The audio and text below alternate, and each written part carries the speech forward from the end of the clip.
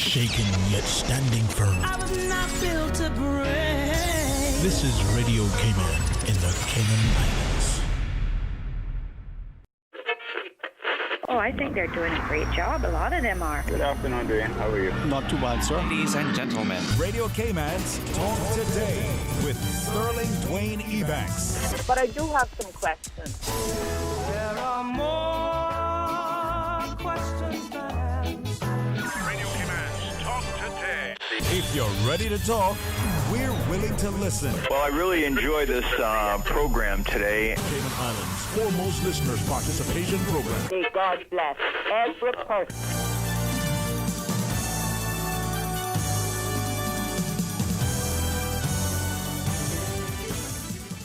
Hey, good afternoon and welcome and thank you for joining us. I can't promise you that I'll behave, but I can tell you, in my misbehaving, we are blessed. Because before us is always a great day and I'm honored. If you were listening to DJ Lynn earlier, as you were playing that song, The Strength of a Woman, well, think of not just her mothers, her sisters and her daughters, but think of the women who went before as the men were at sea. And when you come back and join us, well, we have two stalwarts in our studio who exhibit the strength of women. And joining me equally will be a fantastic man. I always jovially refer to him as Omar Sharif. I will tell you who he is when you come back. So stay tuned for Talk Today. Radio Cayman's Talk Today, the Cayman Islands' foremost listeners participation program. We ask our listeners to avoid statements or comments which are abusive, derogatory, malicious, or defamatory. Do not use any indecent language or make any statement which is false or misleading. Email talktoday@candw.ky or call 1-800-534-8255. Courtesy of Flow. Cayman's #1 network that connects you to your world like never before. Let your voice be heard. Once again, here's your host, Sterling Dwayne Ebanks.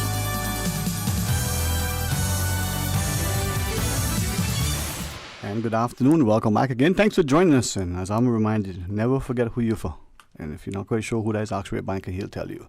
Well, before we introduce our guest, I want to say a special welcome and publicly thank him for allowing me to constantly and consistently, ask and invite him. And finally, I've been honored for his company. None other than the excellent Mr. Michael McLaughlin. Did I get it right, sir? You said my name right. I'm just not sure you're talking about the right person. But thank you very much, sir. I appreciate that very eloquent introduction. No, man. No, seriously, man. And I look at the space in this place and I see a Cayman that we don't always appreciate, from our jaunts at Barkas, to the escapades in East End, to just the cool evening walks on the beach, to maybe a little reprieve in the backyard. It's all good in the garden of the country. And in the studio, not true, Mr. McLaughlin? Yes, sir. Amen. Amen. Brother, preach today, let the word imbue you with the spirit. Let not thine hands cause no evil upon. Anyway, well, when we have people like Miss Melanie McField in the studio, I always find that her and Mona Lisa in particular cause us to appreciate life, to realize the talent, and again, the strength that have been passed down through the generations from our women to her daughters. So, Miss Mel, always a pleasure to laugh with you. Always Thanks a pleasure for having me. Glad to be here. Haven't seen you since when? Last year? Last century, I think it was. Long time. Yeah, last year was a long century. Honestly, man, I'm still recovering. I know. We all are. I'm so glad for a recent acquaintance who's allowed me to appreciate that it wasn't alone in feeling the pressures of the regulations, the arrogance and ignorance of some in authority, and then the call to remain civil, loving, respectful, and appreciative. Mm-hmm. So as we do that. But with that, I was thinking of Miss Tiffany Conley or other guests, because sometimes we can easily see the value and virtue of someone by not only looking at, who they're from, where they're connected, but just their sheer presence, where their wisdom belies their years. So, Miss Tiff, good afternoon to you. Good afternoon. Thank you for having me. Michael, we talk about, a seafaring heritage. Mm-hmm. And we probably, quickly, as we look at, what's coming up this weekend, Red Sky, and cast our minds to the poem. Look at our seafarers as they look to the skies and the heavens and realize that there's something there that is transpiring that is going to be indicative of what the weather is going to be like. Yes. Right? Yeah. And then there's those of us like me who are glad that our brothers know that, so when we're out in the boat, we feel safe. Yeah. But red sky at night. Yes, Mel. Yes. Help us to appreciate it. I mean, it's this Saturday, if I know my calendar. Yes. February has 28 days again this year, right? Yeah. Okay, after last year, they may have took a couple. I wasn't sure. Just checking. I had to borrow a few because it was a long yeah. All right, so this is our 9th celebration of Red Sky at Night. Mm-hmm. And it's an annual event, part of the K-Fest tradition for the Cayman National Cultural Foundation, which I'm happy to be a part of as their Chief Cultural Officer. And Red Sky starts this Saturday, the 27th of February. And we're doing things a bit different this year, simply because of, the restrictions that are in place. So we've gotten a bit creative with how we're rolling out the event, and we've decided to do it in 2 sessions. And we're doing a matinee session from 2 p.m. until 6 p.m.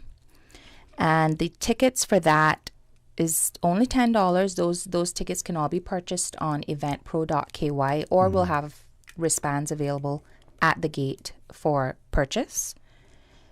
And we encourage kids 2 and under are free, but we encourage the matinee session to parents with younger kids, and not just for the matinee, but for the nighttime as well.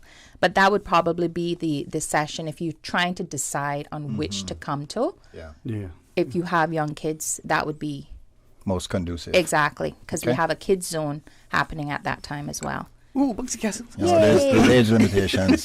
Stop it. Yes, we have a creative kids fun and games throughout that session. And as I mentioned before, tickets will be available at the gate. The second session is 7 p.m. until 11 p.m. So we take a break between 6 and 7 p.m. and then we start back at 7. Tickets for that session is $15. Again, eventspro.ky for any purchases, or at the gate. And we have fireworks for the first time. Yeah. So excited about that. Yes. Yeah. At 8:15 we have fireworks.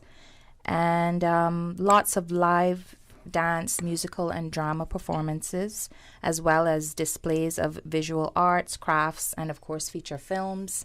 Some of the headliners, we have Regeneration Band, Cayman Islands Folk Singers, Musical Crew Band, Dream Chasers, Dance Company, Pan and Rhythm Steel Pan Band, the Philippines Dance Group, Bonafide. So we have quite a mixture of entertainment from, locally as well as internationally.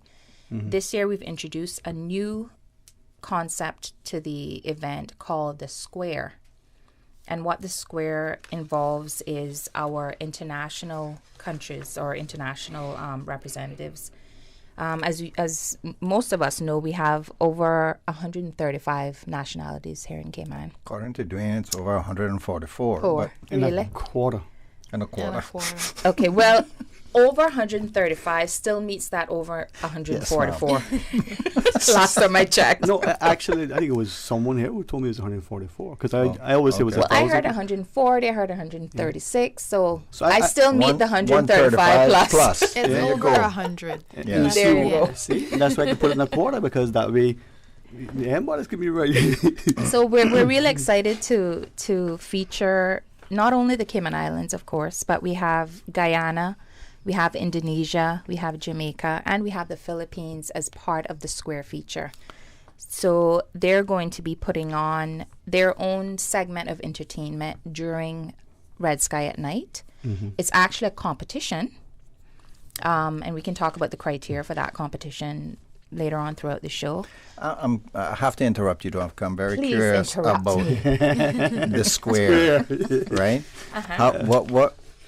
I'm trying to envision how that square. Why the square? Is gonna, yeah. It's more like a rectangle. It's I was gonna say technically a triangular. square, the parking lot of the Aqua. In the middle, there's a diamond shape. Well, not diamond shape. It's a square stage, but it's positioned. Yes. Okay. On an angle. Yes, on an angle. And each corner of that stage will have a hut featuring each country. Okay. So the space designated per country is about 15 to 10 feet, so 15 by 10 foot space. Yes. And they get to create that space and make that as Caymanian, as Or Filipino, whatever national. exactly, as possible. Okay. And that could include, you know, the artifacts that they may have for each of those countries. It will include any traditional demonstrations or displays, as well as any activities that they may have for children, because these are all part of what we're going to judge them on. I see. Right? As well as entertainment. That entertainment can involve singing, dancing, poetry. Whatever it is. Whatever it is that's displaying traditional of to their- your country. So are they going to be on a rotational basis? Yes. How does that work? So according to the schedule, we're going to have them, the main stage that they're going to be featured on, or the stage they're going to be featured on, is the square stage. Okay. It's just called the square. Right. It is the square, but it's also called the square. Very creative. So, yeah. Square. Yes. When they got round to it. You got round. called the square. Yes. Go ahead. Sorry. So at between 3:40 and 4:45, we will have entertainment from the Cayman Islands, Guyana, Indonesia, Jamaica, and the Philippines. So the stage will have all of those countries featured between that time frame. Didn't you just name 5? 5. Is someone in the middle? No, you mean Because 5. square got 4 sides. Oh my huh? God, really? The stage is in the middle, so there's your 5th. Okay? Yes, ma'am. So 4 on the corner and 1 in the middle. That's your 5. This is why people need to come. Just Why me, did right? you bring him on this show? I had someone to have to ask that because I thought, I mean, I've seen the squares I've drawn before. Yeah. Okay, so each stop. Each segment Yes. of the square will have 5 participating. So we cultures, have 4 nationalities. Correct. We have 4 areas. Right. They're double sided. Yeah. So technically we have 8, but we've only been able It's a to 4 square. Okay. we've only been able to attract 5 countries, so to speak. Okay. Okay. So, but in the middle of that square is the stage. That's where everybody will be performing. Now So you have I'm your getting own- a clearer picture. So they're Yeah. represented on the outside corners, Yes. and They then they perform to be go judged to the in the middle middle. Let to me perform. show you a little picture. Yes. Look at, yeah, good with pictures. There we go. The square, the stage, Now each it's of the becoming huts, clear. which can accommodate 2 countries.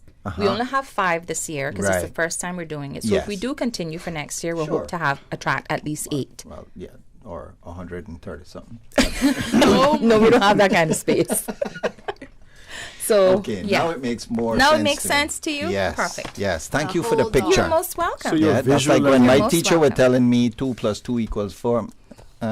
Yeah, she had to show me the picture. Don't overthink the Of square. two- sorry, it's just the Mom. name. All right. Yes, ma'am. So when we come back from the break, the square that has 4 sides plus 1, and a possible for not just kidding. No, this is one of the other things, and I'm so glad for today's discussion. The laughter, the banter, but the education and the experience for us to come out on Saturday evening. And this is a country that I love for different reasons, and this is perhaps why we need to now find a way to unify Yeah. our thoughts, actions, or deeds, our prayers, or petitions, and our partners. When you come after the break, the phone lines are open. Miss Susan is right there. And if you be nice to her, she might answer your call. 949-8037 or 1-800-534-8255. Miss Tiffany Connolly, we get to, have her share with us a little piece of paradise. The Chief Cultural Officer. Did I remember that correctly? Yes. Miss Melanie McField. Together with the one and only Michael McLaughlin. So stay tuned. We'll talk today. The Cayman Islands Agriculture Society is pleased to announce the end of February festivities. Kids Night Out, Parents Night Off at the Pavilion on Friday, February 26th from 6 until 10 p.m. Only $15 per child, including refreshments and activities. And on Saturday, February 27th, see the return of the new Market at the Pavilion from 8 a.m. until 3 p.m. Local food, crafts, meats, produce, clothing, live music, activities for the kids, a chance to win a cow for only $25 a ticket. Gate prices and much, much more. Entry only $2. Children under 13 are free. Take in all of the fun of the annual Cayman Islands Agriculture Show, but a wee bit smaller, at the Stacy Watler Pavilion in Lower Valley. Visit the newly launched website www.345agriculture.com to RSVP for our event. For information that matters to you, the people. Hear from the government, the opposition, independents, and other experts on issues and solutions that affect you. For the record. Every Monday, Wednesday, and Friday, tune into 89.9 and 93.9 FM from 7:30 to 9 a.m. for Cayman's new Straight Talk morning show. For the record. I invite you to join me for the record. You are invited to be a part of this interesting and informative show. Embrace the opportunity to dialogue with your legislators, policymakers, and those charged with policy implementation. For the record. Brought to you by Coca-Cola. Available across the Cayman Islands from Tortuga Distributors. Accept no substitutes. Taste the feeling with Coca-Cola. Your Radio Cayman 6 p.m. news, Monday through Friday, is brought to you by Logic. Your life connected. Talk today. But I do have some questions. Talk today. Cayman Islands' foremost listeners' participation program. Talk today. Because there are more questions than answers. What the public is saying. Waging to take your calls right now. Sterling Dwayne Ebanks.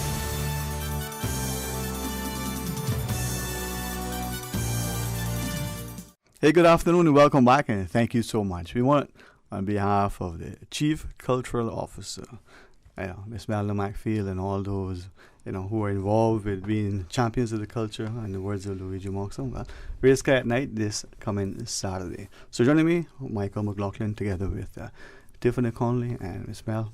Thanks very much. It's a beautiful place. It's a beautiful time of year. And it's especially a beautiful time in the season for us to appreciate who we are, what we are, and maybe even why we are. So Saturday, you have 2 sessions for Red Sky. You take us through. Just to reiterate, we have 2 sessions. And I like what you just said in terms of, the season and what it means to us. This time of year, we normally have a lot more visitors on island.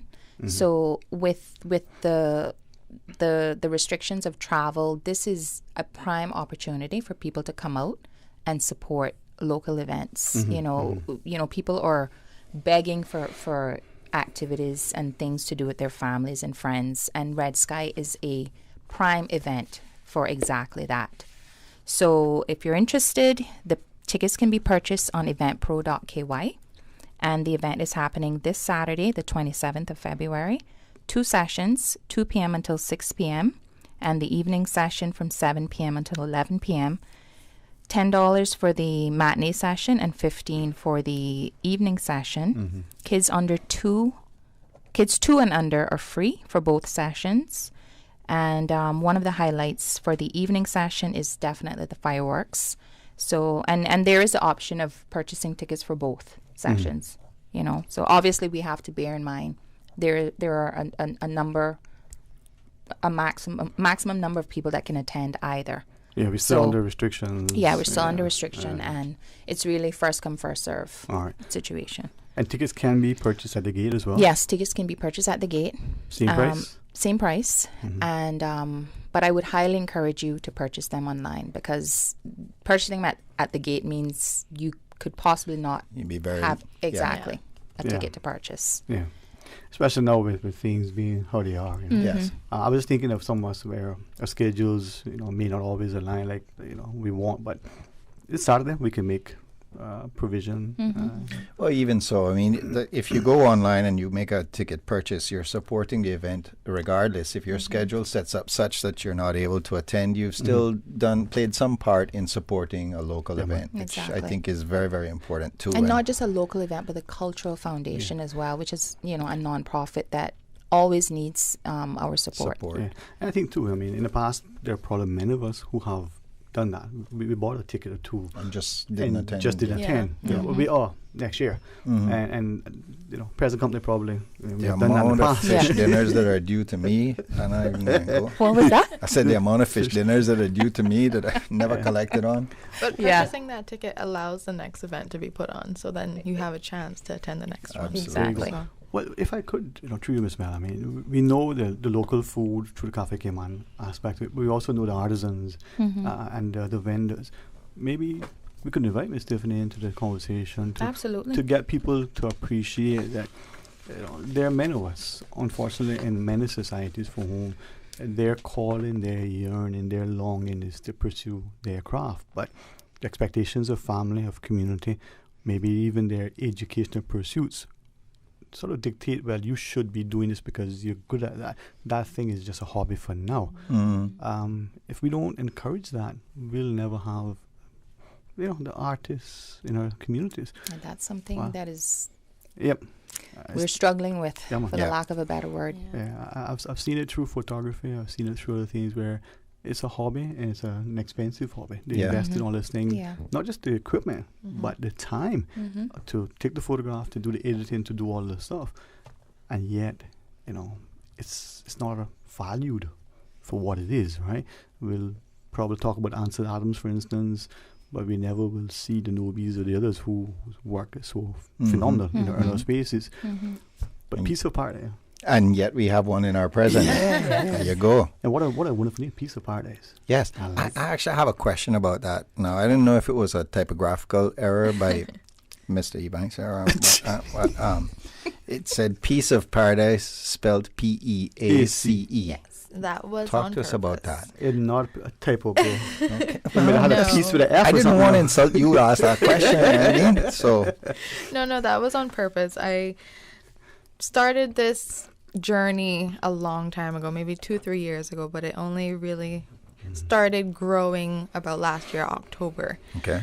Piece of Paradise, I put P-E-A-C-A-E because I want people to feel at peace when they are in the presence of art. I want them to feel like art is something that they can have in their home. So many times you hear that only the really rich people can have fancy art in their house. It's millions of dollars for splattered paint on a canvas.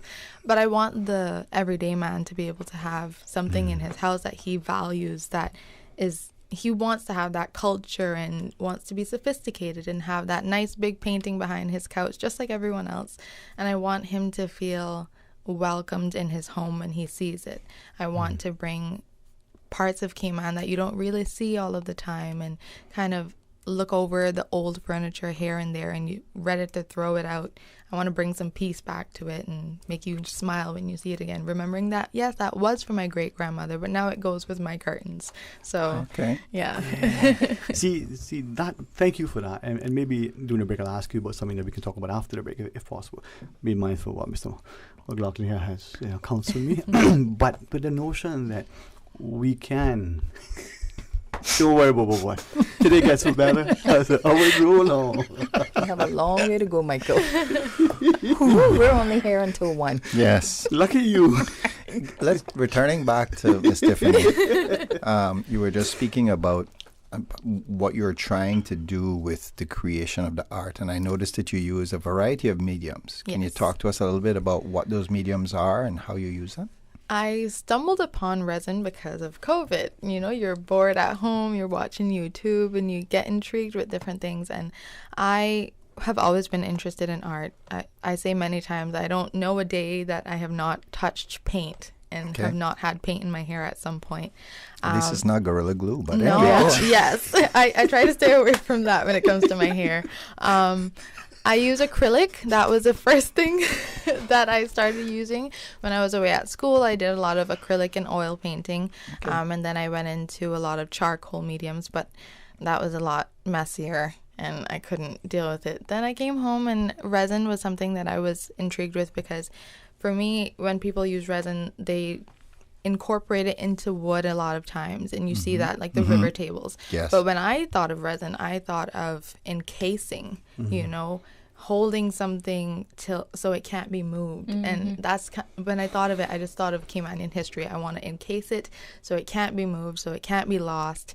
And I was going to start Almost with freezing it in time. freezing it in time, you know, and bringing it back. And a lot of our history has been lost before it was even really captured. Yeah, and a lot of times it hasn't been blessed, and people haven't really engaged in it and haven't appreciated it. And I want to bring that back and have it in your living room.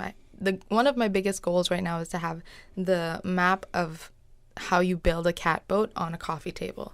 Tell me that is not amazing to have that right in the middle of your dining room. Wow. So when I get there, you know that I have made it. I've reached the goal. I just really want to have our history within our lives, our everyday lives, not just in the museum, not just in storytelling, but every single day we interact with it, because it's who we are, it's what we are, it's why we are, you know? You see, she's saying something I want to ask her about during the break, see if she's okay to talk about it, right? Yeah. See that? Minds interacting, you know what I'm saying? Okay. Great minds. No, because when I say that, and this is why I think people, Caymanians in particular, with the greatest of deference there, but Caymanians in particular, we need to not just invest, but we need to now revisit who we are. And embrace. All right? And embrace. Embrace. We don't do that enough. Yeah. We tend to, unfortunately, embrace other cultures versus our own. Yeah. And I know that could stem into a totally different discussion, but I know a big part of that struggle is the identification of our culture and what a Caymanian is. Boy, sorry, I was. Yeah. This is. Did I just open a door? No. That was. I think you did more than open a door. And I think that actually the conversation that I was involved in prior to this point in time is really what opened the door, and this is just touching on it.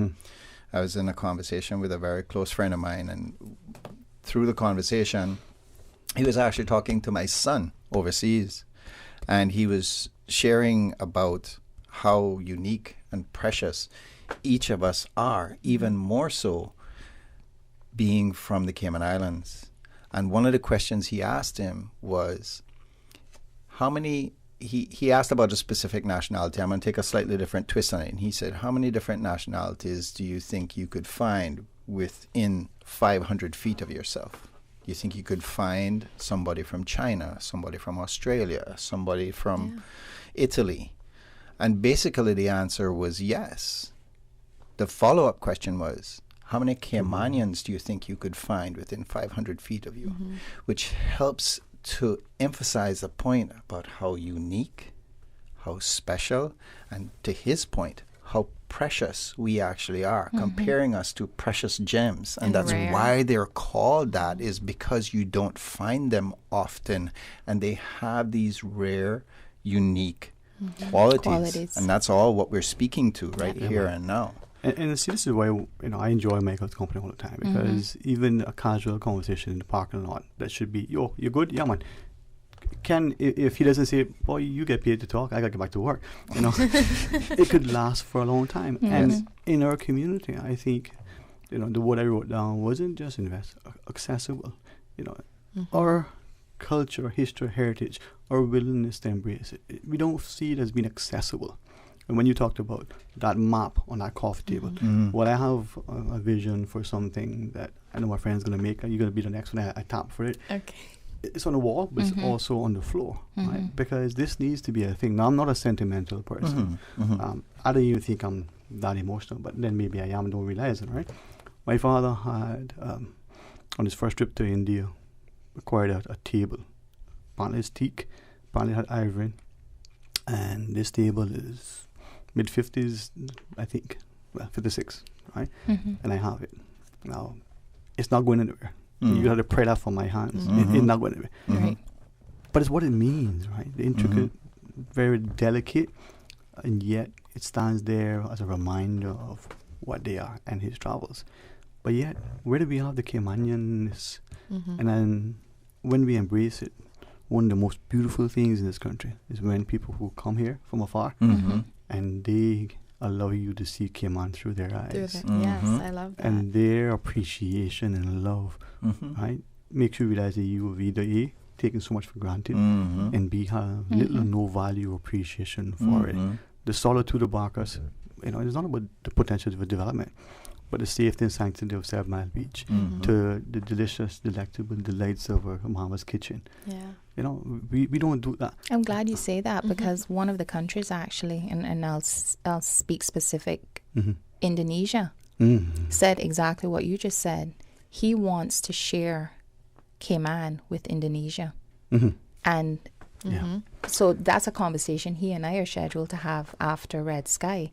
And for exactly what you just said, he loves it here.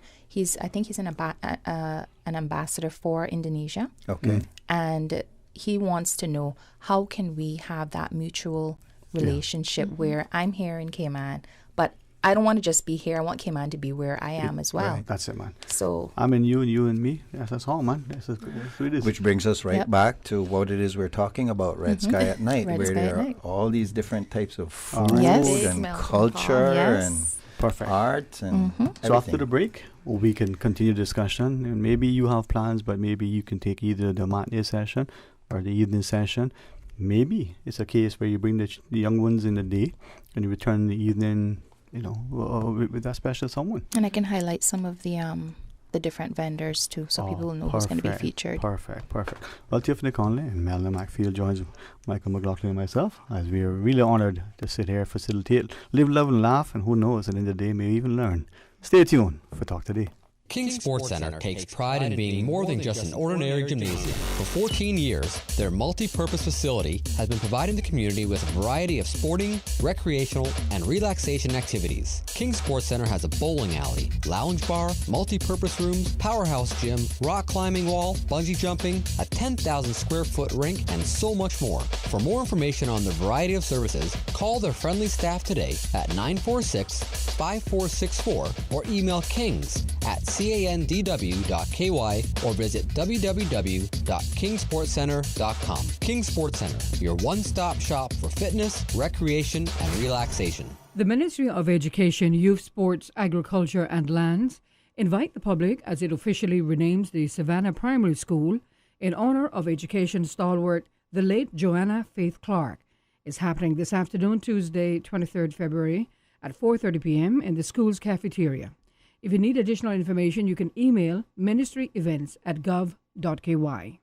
Radio Cayman Super Jam Show, the #1 drive time entertainment show on your radio. Enjoy your mix of pop, hip-hop, dancehall, urban gospel.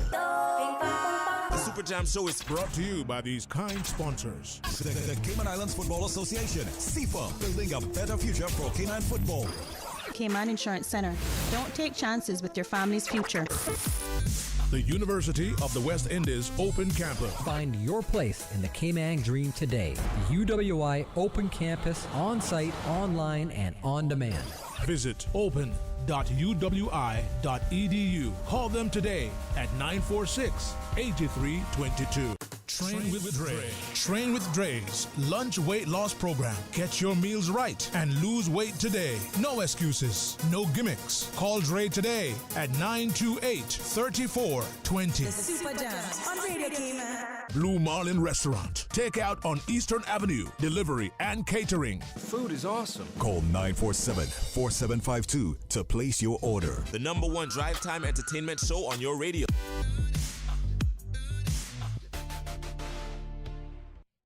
Now you can listen to Radio Cayman everywhere. Everywhere. Can you hear me now? Everywhere. Yes, right from your Android or iPhone. Download the Radio Cayman app now on your Android or iOS phone. The Radio Cayman app is where you can listen to Radio Cayman everywhere you go. Everywhere we go, we go. Everywhere we go, we go. Find it in the Google Store, the Apple Store, or use the link at www.radiocayman.gov.ky. Yes, now you can listen to Radio Cayman everywhere. Talk today. But I do have some questions. Talk today. Cayman Islands' foremost listeners participation program. Talk today. Because there are more questions than answers. What the public is saying.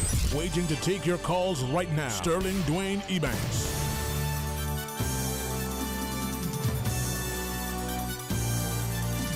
Hey, good afternoon. Welcome back, and thank you so much. And if today is a difficult day and you're not able to laugh, well, don't look at my paper picture because that'll make you smile. You see your friends? That, my friend, is Michael McLaughlin. I look forward to seeing your baby picture now. Listen, my mama love me, Bobo. That's all that matters, partner. All that matters. Yes, sir. My daughter say, look at that. Jesus, meek and mild. In the studio, our Chief Cultural Officer, Mr. Michael McLaughlin. Thank you for joining us as we welcome Ms. Melanie McPhee and Ms. Tiffany Conley. Piece of Paradise, together with the Chief Cultural Officer, Melanie McPhee. We do have a call online as we talk about Red Sky at Night. It is coming, Saturday evening. We can have 2 sessions, the matinee, up until, 6 p.m., from 2 to 6. 2 to 6, yes. And then 7 till 11, although Saturdays go to midnight. Anyway, we're not over there. That's what pack up. Let's go to the phones. Hey, good afternoon. Thank you for calling, sir.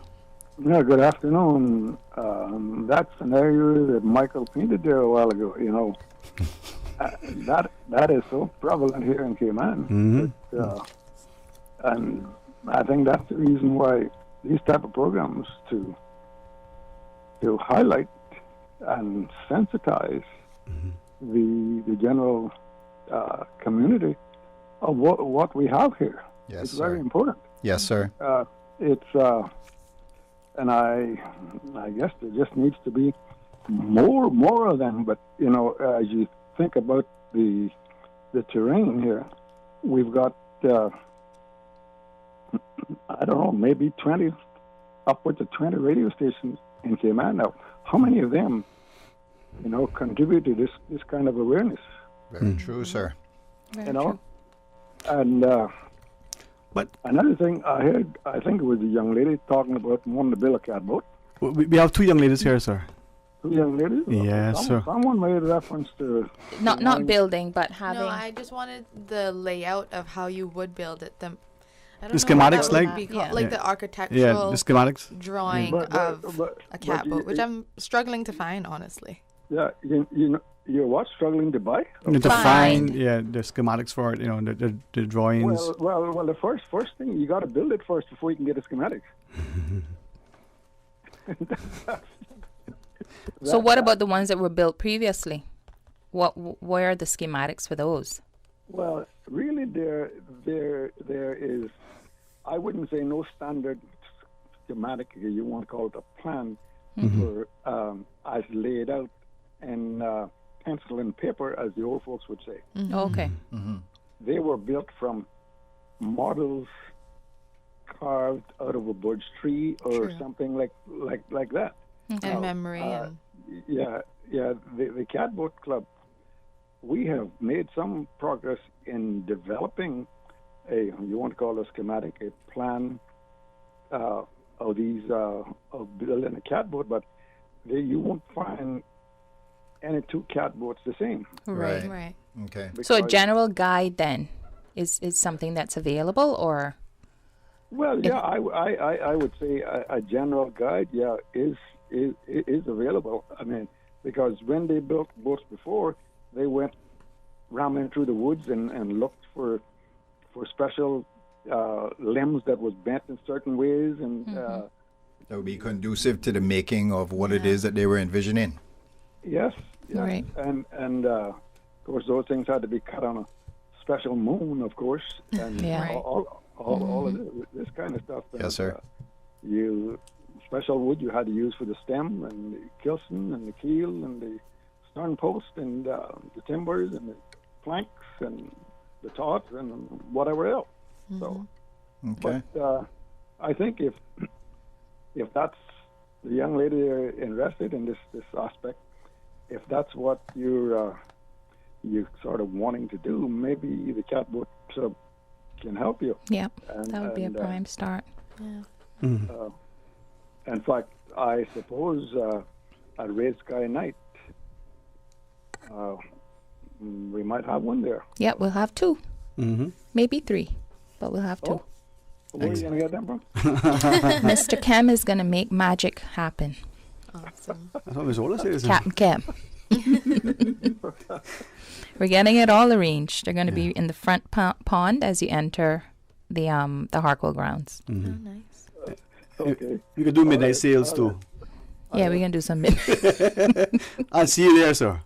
All right. Do you have calyx for him? She like what? I don't know the details, but But they Mr. Cam will float. Mr. Cam will get that all sorted for us. I'll bring the calyx. Okay, you can hold you can sit on the back and be the calyx. Okay. Yeah, there you go. All right, sir. Bless it. Thanks. But this is why gentlemen like him I like to talk with, because men like him, my father, in that era, they don't just quickly harken back. Mm-hmm. They are constant reminders of why we need to be, Mhm. champions of the culture, but promoters and supporters and participants, not just spectators. And every day I start to appreciate that, making a gig, a caravan, Yeah. flying a kite, Mhm. playing marbles, but All going to those the kitchen, we were Mhm. somehow led to believe that those were the things of the past and they had no value, Mhm. Yeah. right? And with deference to many of our educators of the day, if they set one student, which to me is the dumbest thing you could do, divide up your children by color, age, class, ethnicity, Yeah. economics. Right. From Right. so young, when the Right. world does it already. Exactly. You couldn't be able to play marbles because you needed to be in a library, Yeah. right? Anyway, we talk about it during the break. Yes, yes. Miss Mel, Saturday, I think is is a great time. You were reminding us earlier, and thanks for sharing some notes with us. Because unfortunately, as hard as I tried, I could not, constantly cast my mind to the vendors, the food. Mm. Well, So- actually, that's something I wanted to bring up too, because it's not just vendors and food, but the different types of art. Yes, we Yeah, have because we we've- have artists and we have artisans. Mhm. All right? Mm-hmm. And we have everything from lionfish and green iguana jewelry to handmade wood carvings. Caymans, obviously the most talented Caymanians' work will be on display on the Thatch Walk, Mm-hmm. where we have dozens of artists and artisans who will be selling and demonstrating their crafts. So you're not just there to see what these artists can do, but to support them and, Right. and purchase pieces of their art. Yes. So come with your pockets full. I know I have been to Red Sky at Night, not just as a visitor, for the want of a term, but also as a participant. Right. And it's really amazing when you go. You don't really get a true appreciation as to how much talent there is here. right. Yes. Until you go to an event like this, Yes. when you see people who dance and sing and paint and carve and And they're not thatch amateurs and at these things either. They're amazing. well, And they're they forgive me, but they are amateurs. But you couldn't Right. You couldn't say realize that. that Exactly. that is an amateur person from whatever the genre is that they are exhibiting. It's incredible. Yes. Absolutely incredible. So I know I definitely endorse and encourage people to come out to this event, because you're going to have a whole different experience that you've never had before, Dwayne, since you've never Yes, been. Dwayne. And but I'm sure there are many people out there who, whatever it is, their schedule, their agendas or whatever, have not allowed them to. Right. I think that now is definitely a different One of the time when best people times, yeah. have more opportunity think to so. truly embrace this Yes. event, to come out and have an experience of all of the different things that are going to be. We have our local food vendors course. offering dishes such as Cayman style beef, fish rundown, stewed conch, and lobster. We even have vegetarian options. Desserts including pepper jelly, coconut treats, heavy cakes, ice cream, and donuts, and much, much, much more. And I know you love to eat, Dwayne, so please, there's no excuse why you should not be For there. those of you who are not watching us right now, it was rapt attention on Mel while she was speaking about all that food. I also want to highlight for those families with young kids, we have a creative kids area, and we will be providing supervised activities. So you can leave your kids with our trusted volunteers, and if you want to explore more of what the event has to offer and have your kids, enjoy themselves with the bouncing castles and the McGee Adventure Park, which is bouncing activities, challenging games, and hoops for kids of all ages. And that's going to be available in both sessions. That's McGee Adventure Park. So the kids area will be from 2 until 6, but the adventure park will be from 2 until 11. Okay. So lots of stuff to do. And I would take you on, Dwayne, on a game of hoops, because I know you like basketball. So make sure you come. Don't stand me up. Thank you very much. Hey, we only friends, okay? Her husband is a big strapping fellow who... Just putting that out there. Yeah. He'll be there to ref. No, yeah. Well, but I don't think he's going to be fair because he's going to favor me. I mean, guys got to That's kill. okay. Yeah. He's still going to go home with me. So... No. We can take him back to someplace, Michael. We can give this guy a reprieve, I'll deal with you all weekend. He would much rather come back with me. Trust me. All right. But listen, thank you both for sharing with us. And with the greatest of deference, maybe going forward, not just to promote this, but Ms. Tiffany, to you and your chaperones and entourage and the like, maybe come back and join us at another time to talk more. I actually like having her. I think I'm going to take her with me on every single interview that I go to. You should, you should. She's amazing, man. I don't want to seem like I'm favoring one vendor over the other, but she's great to have. I always but say it's about highlighting people such as Tiffany and what they have to offer during Red Sky. I would be happy to be the face for the vendors. There you go. And what better face than that? And I mean, like my daughter says, the best piece of custard cornbread is the piece eaten. Because you're not quite sure when you get the next piece. So okay. Yeah. Sure. All right. God's willing.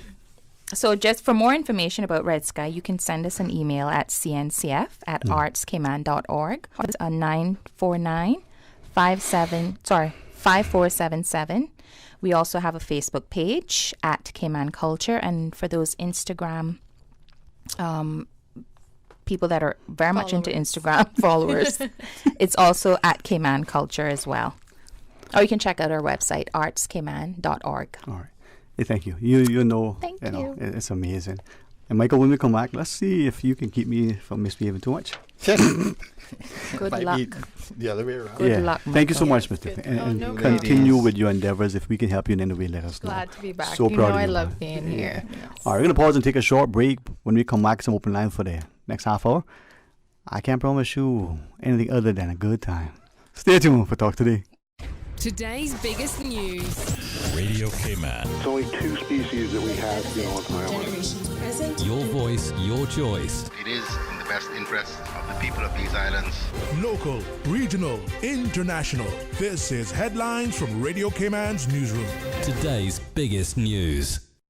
With your latest updates, I'm Shanda Gallego from Radio Cayman's newsroom. The Department of Environmental Health is urging residents to safely dispose batteries. This after a small fire broke out at the Georgetown landfill last week, caused by a phone battery. The DEH says thanks to the quick actions of the team at the Department of Environmental Health, the battery was isolated and the fire extinguished. DEH encourages the public to dispose of their batteries in the recycling tubes found across the Cayman Islands at supermarkets and other commercial locations and not in their regular garbage.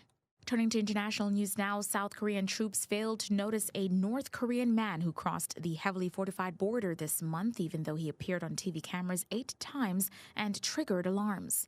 South Korea's army said it would take this moment to make necessary changes. The man swam in from the sea in a wetsuit, walked 5 kilometers, and spent 3 hours undetected before troops finally took action on his 9th TV appearance. It is unclear why he made the crossing via such a dangerous route. U.S. President Joe Biden has addressed the nation as the U.S. passed the figure of 500,000 COVID-related deaths, the highest number of any country. He said on Monday, as a nation, we can't accept such a cruel fate. We have to resist becoming numb to the sorrow. The president and vice president and their spouses then observed a moment of silence outside the White House during a candle-lighting ceremony. Confirmed U.S. infections now stand at 28.1 million, also a global record. And the Duke of Edinburgh is being treated for an infection and is not expected to leave hospital for several days, Buckingham Palace has said. Prince Philip was admitted to the hospital last Tuesday as a precaution after feeling unwell. The 99-year-old husband of the Queen is comfortable and responding to treatment, the palace said. Both the Duke and the Queen, 94, received COVID-19 vaccinations last month. Prince Philip's admission to hospital was not related to coronavirus. Those are your latest updates here on Radio Cayman. I'm Shanda Gallego.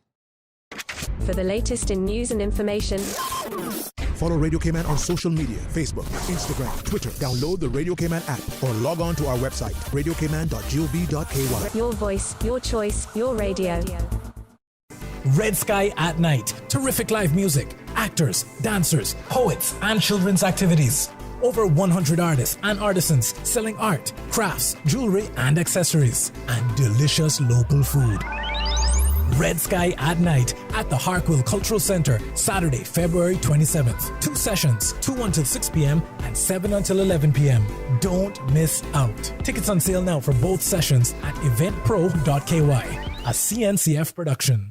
Celebrate Cayman invites you to the dedication and groundbreaking ceremony for Seafarers Park on Thursday, the 25th of February from 4 p.m. to 6 p.m. Come and join us and get a look at the vision and plans for the new waterfront national landmark. Seafarers Park will serve as a site for us all to come together as a community in the heart of our capital. Join in the celebrations at the dedication and groundbreaking ceremony for Seafarers Park at the former Tower Building site on Thursday, the 25th of February from 4 p.m. to 6 p.m. We hope to see you there. We sailed on the sloop John B, my grandfather and me. How can you take your business from good to great and thrive in the new normal? By finding the smartest, most powerful IT solutions to optimize your business operations. And now, Digicel Business Hub is making it simple for you. High-speed Wi-Fi, mobile and office phones, IT security, Microsoft Office with Teams, and much more. Everything your business needs to level up in the new normal. Get world-class IT for your business with Digicel Business Hub. Sign up today. Call us on 623-3444 or visit our website, digicelbusiness.com. Talk today. But I do have some questions.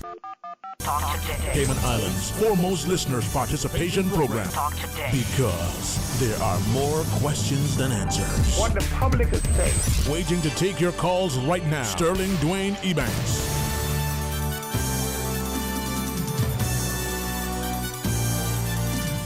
Hey, good afternoon and welcome back. And thank you for joining us. And I'm really, honestly, so appreciative of all of you who spend your time or even a part of it with us, as we invite you to be in this segment of Open Line at 949-8037 or toll free with the compliments of Flo at 1-800-534-8255. Michael McLaughlin sits with me, and I genuinely always, admired your performances on stage. When you were sort of, employed in a formal capacity as you were before, the professionalism, the competence, the way you would approach your customers and clientele, always with respect and with competence, and that to me was indicative of the spirit you are. So, with that, thank you, sir. Yeah, man. I want our people to embrace who we are. I want us to be respectful of who we are, what we are. And I always want us, and especially if this is where we live and call home, to find a way to unite. Don't let the differences divide us. Let our shared experiences unify us. Let's go to the phones, man, and pick up this next caller. Sure. Hey, good afternoon and welcome. Thanks for calling. Good afternoon, young man. How are you? Good afternoon, sir. I hope you don't mind, but you crossed my mind twice in the last 2 days, and I thought, man, I should call you, but then I don't know if I'm worthy. So good afternoon. Great to hear from you. What do you mean you're worthy? Yeah, man, you've been on my mind a lot recently, sir. In a good way as usual, but even more so.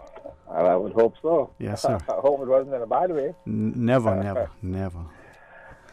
Well, I just tuned in a little while ago and I heard somebody talking about making a cat boat and all kinds of things. Unfortunately, I will not be able to attend this. I was there last year as one of the participants, but I have one of my father's sisters passed away in Cameron and I have to go over there. Condolences. Yes, sir. Condolences. Yeah. Yeah. They're going to bury her on Saturday.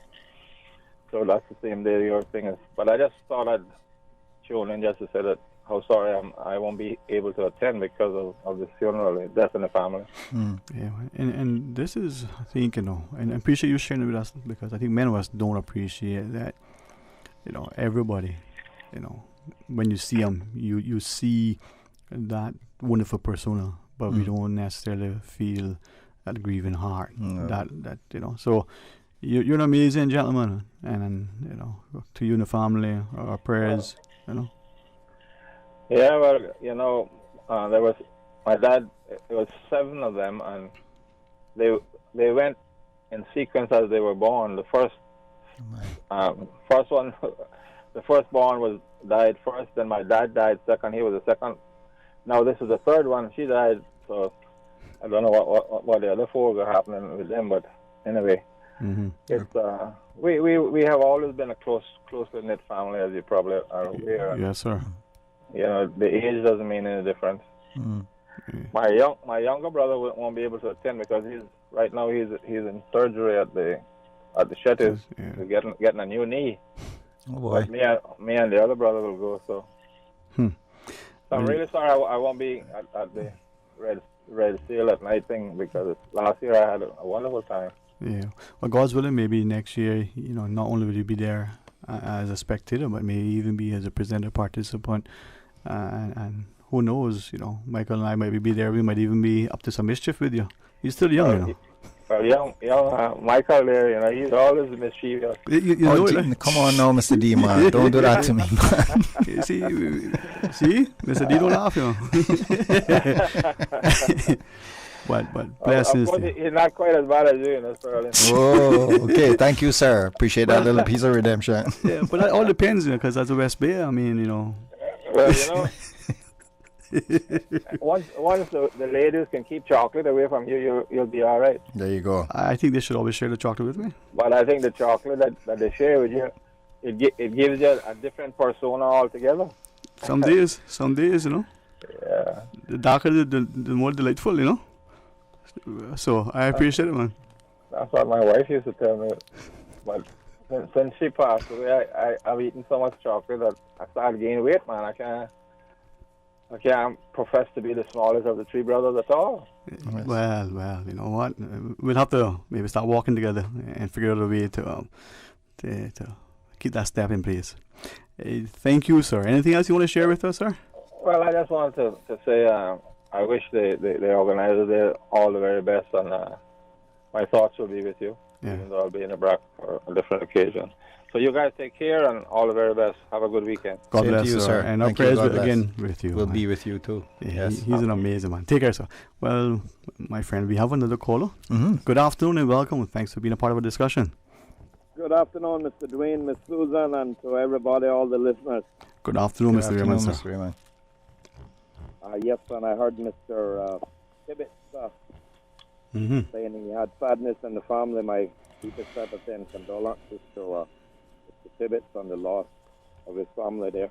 Yes, sir. I myself got the news yesterday that a cousin of mine had passed away in Louisiana. Condolences. Yes, that's 2 cousins I lost, one just before Christmas and another one just on Saturday. Anyway, I'm here at the eastern end of the island doing a tribute and salute for the year of seafarers. I'm here by the lighthouse, and I'm watching one of the biggest cable laying ships in the world passing by to the north of the northeast point of the bluff now. An American cable ship for laying fiber optic cables. It's loaded with rolls of fiber optic cables, brand new, manufactured in Mobile, Alabama, and going to Willemstad, Curacao to offload it. At 1:05 the captain blasted the horn 5 long blasts, honoring our seafarers. Tribute and salute to the seafarers that has left us in recent times, and also celebrating the year of seafarers, which is this year. The salute was in honor of those that passed away, and a celebration for Seafarers Year with this large American cable laying ship, Dependable. He's passing by right now. As you remind us, there are many ocean-going vessels that pass our shores, some so close that we can see, and many we would not if it wasn't for someone like you, who gives us a perspective of how important the seas are to our survival, but to our own heritage. Keep up the good work, Mr. Raymond. Yes. One moment. Stand by. And as I appreciate the sentiments that Mr. Raymond takes another call and shows you how busy he is constantly. Yes. Engaged in that. Michael, we can quickly see why Cayman is such an attractive feature to many. Yes. Globally now, what is transpiring is probably seen as a bubble, a safe zone. Yes. The challenge for the government is to be able to announce a plan as to what we will do, how we will respond, what we will be when the borders open and to what extent. Yes, sir. That's not meant to make anybody and realize anything other than the obvious. Yes. All right? You can go into a room, turn on the air conditioning and stay there. But at some point, when you go outside, yes, what is that outside like? What is going to be your experience at that point in time? Yeah. Yes. Yeah. What are you going to be allowed? And I think this is where we got to start to appreciate that. Harking back to Mr. Otto Watler's sentiments a decade, if not more ago, he said, when it comes to agriculture, we seem to think that we can eat all the money we have. We're not planting. The money is that thing. And he was much more eloquent, much more insightful. But sure, that was the stark reminder that if you don't have the fruit on the tree, if you haven't cultivated, the money is of no use. You can't eat it. Yes, sir. We saw it after Ivan, where we couldn't get into the banking system. The credit card, the debit card, the electronic cash was king. We see it now even in food. You got money. People in the States who media accounts have money, but can't buy, can't work. Don't have water, don't have heat, don't have food. That's just in Texas. Yeah, it's that indeed. That's just one place, right? Yeah. And it's very true, and I know that there are many who entertain the thought as well as share the concern about what is going to be happening going forward, because there are so many who depend on people visiting our islands, and we have, without any doubt, created a beautifully safe environment. The challenge is, how do we share that without putting ourselves at risk? But isn't that very much like, I mean, in language school way back when, the English jargon would have been not unlike. You mean it's like, so let's just put it easy. Yes. Isn't that very much like what we had up until now? Our beaches, our environment, our history, our people. How do we get others to embrace it without being overpowered? How do we get people to appreciate it and to enjoy it without it being decimated, destroyed, and somehow displaced? And it's the same thing, right?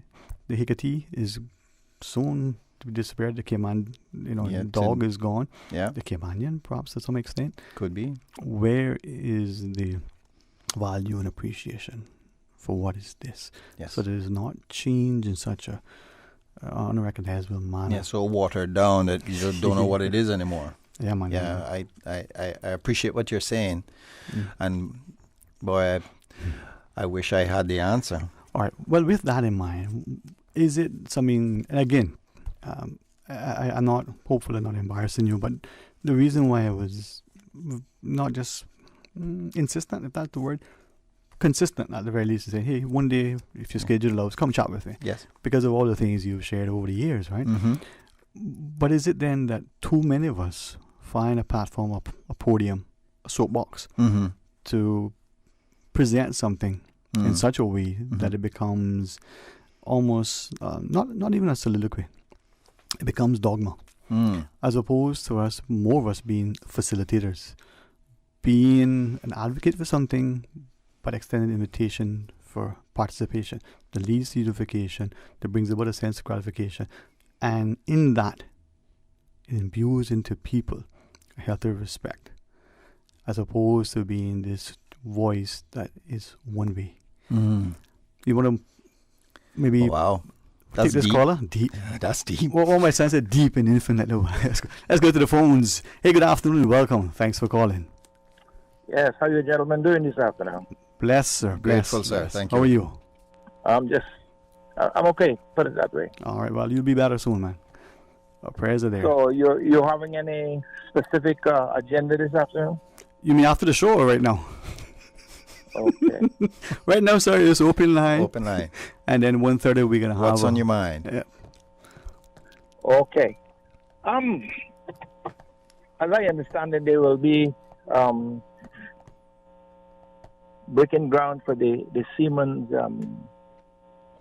Park in Georgetown on Thursday. Okay. Yeah, okay. I hope it's not too dry what I said. I wonder though if that piece of property could not be utilized, including the park, for a building a few stories high that would include like a Siemens Institute, like other countries. You have ships coming in here and from, I guess, all walks of life, and sometimes they need to fly it overnight, or they need to stay a day. It could be a thing that could bring in some money for the Siemens as well. Meaning that we would not just have to depend on the handout from the government. I think it is high time that we do something to earn our own way. If the property is there, I don't think it just should be an open park for someone to sit down and talk all day. It should be something that can really, be utilized as a profitable business, a profitable building. Never mind, you could have maybe a floor like something like a small hotel as well, and it could be utilized for a lot of different things. And I just hope that the powers that be look into this thing deeper and decide, well, yeah, for now it'll be a park, but if we can find money for everything else, we can find money to put up a proper building there for the Siemens, if you want to call it anything, Siemens building or whatever. But it can be a building that can be utilized and pay its own way, in other words, I think that's a great suggestion, sir. I personally haven't seen any plans for the park as it was only recently announced.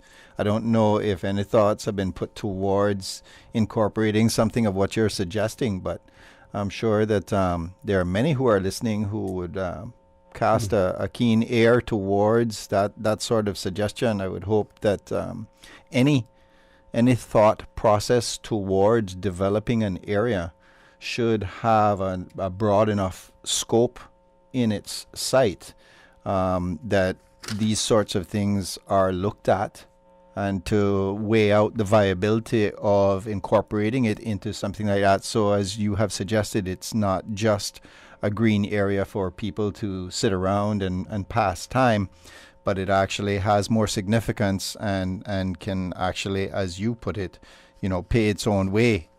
So I think that's a great suggestion, sir. Yeah. I think it's high time that we sort of paddle our own canoe because, it's as an ex-seaman myself, I have a feeling that we should not just sit down and depend on what we're getting from the Siemens and from the government. We should be able to, what the old people would say, paddle our own canoe, at least make a start, make some sort of an impression that we're not there just waiting to die. We're still physically able, mentally, and I think we should certainly do something more. So I just want to thank you guys for listening to me, and have a pleasant afternoon. Thank you. And to you, sir, and to you. Thank you very much for that, too. As the caller was sharing initially, I thought he was going to take us on a path as to why seemingly every election year we're breaking ground on stuff and we're doing things. It could just be the strategic timing of things. It could just be that it's a coincidence. Things just unfold during a time, and it just happens to be opportune. It may be, just as well as it may not be. But either way, I think it's a very valid suggestion. I like that idea, that concept, because we do have many vessels who visit here, and I don't know what the structure is in terms of anybody on board those vessels needing some place, but maybe it is something that should be looked at and possibly entertained. Who knows what can be incorporated. Michael, we do have another caller. Hey, good afternoon and welcome. Thanks for calling. Yes, good afternoon, Dwayne. Good afternoon. How are you today?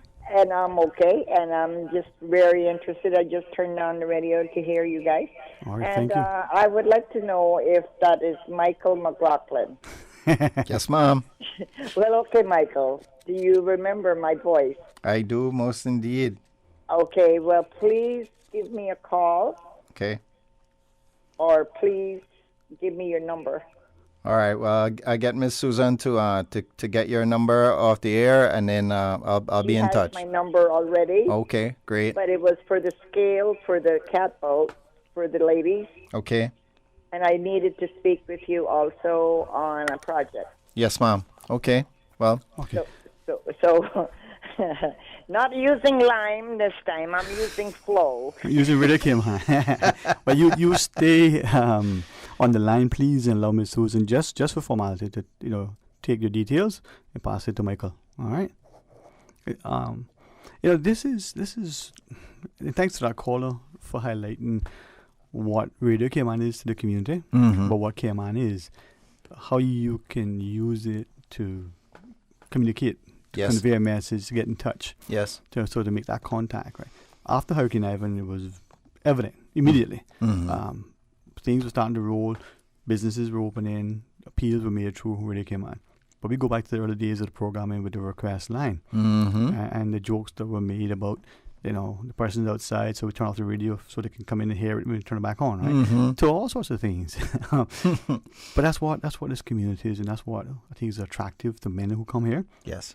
But what we need to champion more of, so that there is a camaraderie, but there's also the conviction that we have to have a certain level of ethos that speaks to integrity and credibility, competence, and it's so easy sometimes to ignore and forget. Yeah, well, okay. I'm glad you added that last little piece. It's so easy to ignore because it's not necessarily easy to achieve because there is certainly there's a mindset that goes with that.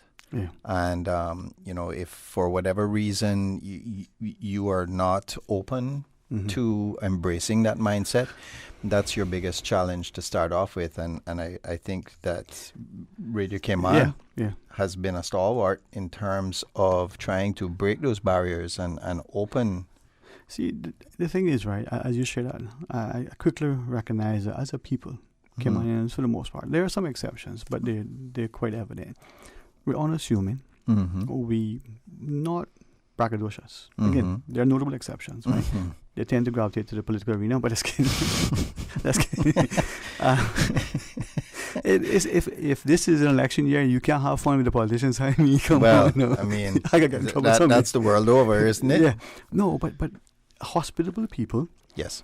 Who will literally give you, the shirts off their backs. Yes. My brother Dwight, for instance, if there's a fault in him, is that he's kind to a fault. Lovingly, genuinely, generously, immediately will help you and anybody, anyway, anytime, anyhow he can. Sometimes to his detriment. Yes. But then that's us as a whole. Generally speaking. Some of us over time we have developed a sense, but hold on a minute, I helped you a couple of times now and this is what happened to me. Yeah. Let me be a little more cautious. Yes. But we probably still go back and help him. Yes. All right. Just not to as great an extent. Him? No, man. Listen, he can help you now. And if you like it, don't like it, and you next time you need help, he can help you. And that spirit has helped us with our early days of the tourism because people came for what was the genuine, natural kindness, right? It came unkind. Yes. Yeah, not a phrase I like, but anyway, that's a difference to our point. I get in trouble for that. I don't know if I share the same sentiment, but I have my own thoughts on that also. Oh, trust me. Yeah. I was hesitant because we are, again, polite and respectful. Yes. Not to, voice it publicly till I started to realize, wait a minute, this one and this one, who in my eyes have been elevated to a greater stature. Mm-hmm. Not just their intellect, their experience, but who they are as people. Mm-hmm. And I thought, well, how come you don't say anything? To be polite. Yes. We don't say anything. Yes. And it's necessary now for us to embrace the 144.25 whatever the number is, over 100. Yeah. All right. Well, I am glad that you are here as my, comrade. Hopefully, I don't make it too uncomfortable for you. And to our listeners, when we return, we are going to have an opportunity to, again, with a continued partnership with the Health Services Authority, Dr. Elizabeth McLaughlin, together with Nurse Manager Graham Tully, will join us. We talk about A&E for a bit. And if they need the hour, they got it. If they only want 5 minutes because they had enough, that's it. But Michael is going to stay, right? Yes, sir. No promise of chocolate. We didn't offer him water. Susan didn't put it in the bread and mango jam. There's nothing here, and he stays. He's a good man. All right, stay tuned for Talk Today. How can you take your business from good to great and thrive in the new normal? By finding the smartest, most powerful IT solutions to optimize your business operations. And now, Digicel Business Hub is making it simple for you. High-speed Wi-Fi, mobile and office phones, IT security, Microsoft Office with Teams, and much more. Everything your business needs to level up in the new normal. Get world-class IT for your business with Digicel Business Hub. Sign up today. Call us on 623-3444 or visit our website, digicelbusiness.com. The 8:10 a.m. weather report, Monday through Friday, is proudly sponsored by Pan American International Insurance Corporation. Pan American International Insurance Corporation, meeting the life, accident, and health insurance needs of individuals and businesses to ensure financial security and peace of mind. For more information, call 949-8304 or email www.palig.com. That's PALIG.com. The Ministry of Education, Youth, Sports, Agriculture and Lands invites the public as it officially renames the Savannah Primary School in honor of education stalwart, the late Joanna Faith Clark. The event will happen this afternoon at 4:30 in the school's cafeteria. If you need additional information, you can email ministryevents@gov.ky. This is how we wake you up in the morning. Praise time on Radio Cayman.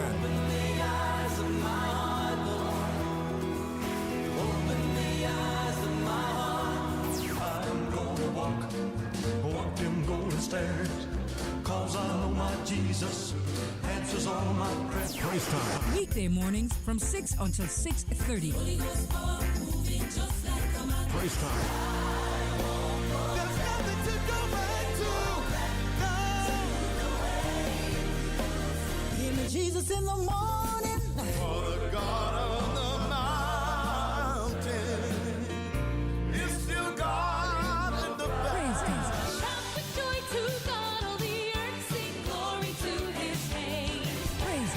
Praise time. Jesus in the morning, yeah. Weekday mornings from 6 until 6:30. Talk today. But I do have some questions. Talk today. Cayman Islands' foremost listeners' participation program. Talk today. Because there are more questions than answers. What the public is saying. Waiting to take your calls right now. Sterling Dwayne Ebanks.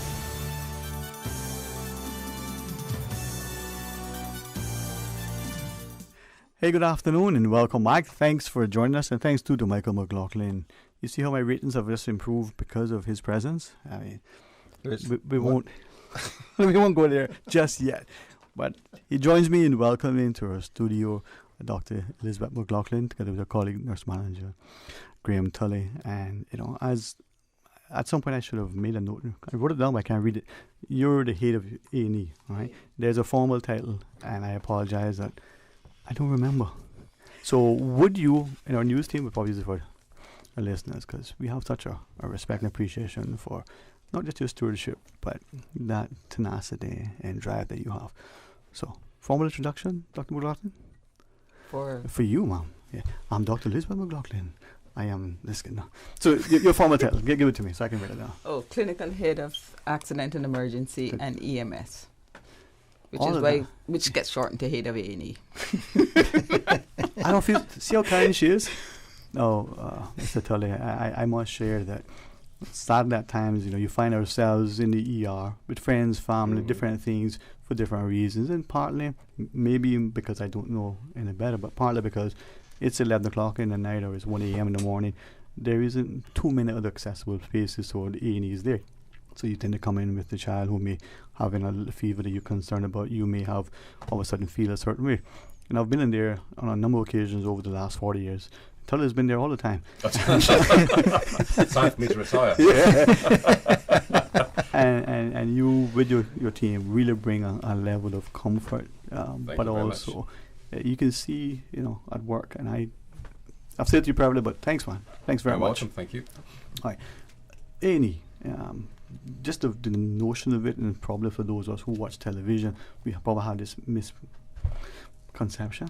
We probably see it a certain way and don't know, and maybe we don't fully appreciate it.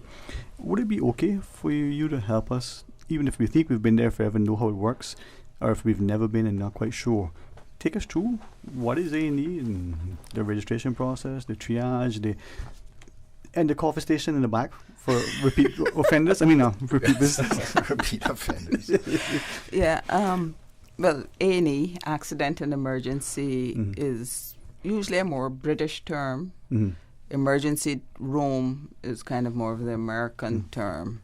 And if you're really old school, they use words like casualty, which actually doesn't apply anymore. Yeah. And that has to do with all the changes in the emergency in emergency medicine in terms of qualification, training, expertise, everything that has to do with it. The word casualty was funny because it almost got a misnomer, right, Ali? Casualty. Absolutely. And yet it was indicative, but yeah. Because emergency medicine began often out through the war. And the wars. That's what led to that. That's what led to EMS, to the recognition of things that time matters in emergencies. And so there are lots of studies about that, which also changes the dynamic of how an emergency room operates. So it's not like a clinic. It's not like going to your doctor for your regular visit. It is a very focused approach, which often goes counterintuitive to what people generally expect from a hospital or an emergency room. So from that perspective, the focus is really on how sick is a person, what is life-saving ventures, what is stabilization needed. I always say, it's a sorting of a certain particular type, where you look, will they die now? Could they potentially die from this? No, they need urgent care. And really, this can wait till tomorrow, or this is something somebody else can just deal with on one level. So there are different categories, and that reflects in how patients are sorted, how patients are seen. So when you come to the emergency room, what is actually presented there? Yes, there's the registration process, but what you have at the front is a trained emergency room nurse. So when people say they haven't been seen, treatment starts from that nurse's interaction with the nurse. There's an assessment that's already going on. Right. There's a constant assessment that goes on. If you've done emergency medicine for any length of time, whether you're a physician or a nurse, you assess people all the time, even without saying a word. The fact that you're standing upright is an assessment. Yes. Right? The fact that you're shouting at the nurse tells me your airway is fine, your breathing is fine, you're processing. So you've already triaged yourself down to not necessarily being as ill as the person who's sitting there quietly, who's too sick to say, I don't feel well. Yes. So there are certain levels that just looking, and we haven't even talked to you. Yes. You understand? We haven't. The nurse hasn't even said come inside, but she's already making an assessment. There's a training. So what people often don't understand is to do emergency medicine at any level. Most people in there have more than just your first level of training in their area. They've done training separate and apart. Interesting. So you have the triage process. Well, you have the registration, you have the triage, and that's when you go in. And I'll let Todd take that over and explain a bit about the triage system and the processes. So triage, as Dr. McLaughlin just said. If I could ask you, just draw closer to the mic. It's very much a case of how we sort the patients when they arrive. And it's very important to mention we do deploy something called the Manchester triage system, which basically, when you arrive, so as Dr. McLaughlin says, if you're loud and shouting, straight away it tells me that, okay, you're upset. And you may be in a certain degree of pain, but you're not necessarily in threat to your life or limb. Somebody that comes in very quiet is the person that gives you more concern. So patients are assessed using the Manchester triage system, and then so we look at vital signs, we look at the symptoms obviously you're presenting with, and then basically patients are scored on what they present with, and then you're allocated. So if a patient that comes in, for example, with chest pain, will be seen straight away. Somebody that comes in with respiratory problems gets seen straight away. Acute abdominal pain, bleeding out, gets seen straight away. Sure. Things like lower back pain that we will give medication in triage, right, and then reassess. Yeah, has a lower acuity from a triage perspective. It doesn't mean to say that you're not valuable to us. You really are. Understood. But we have to assess patients and assign them according to what they present with. And especially now with the era of COVID, it is very resources available component of it. Sure. So certain things have understandably delayed certain processes. So you don't just jump straight, even if we assess and sort you, getting upstairs to the ward is sometimes going to take a while because there's a demand on the hospital beds of patients in. Sometimes you're waiting for a patient to be discharged. Sometimes we're waiting for results that are specific to you to come back in order to facilitate transfer over. So I remember when I first came here, waiting time was really not a big issue.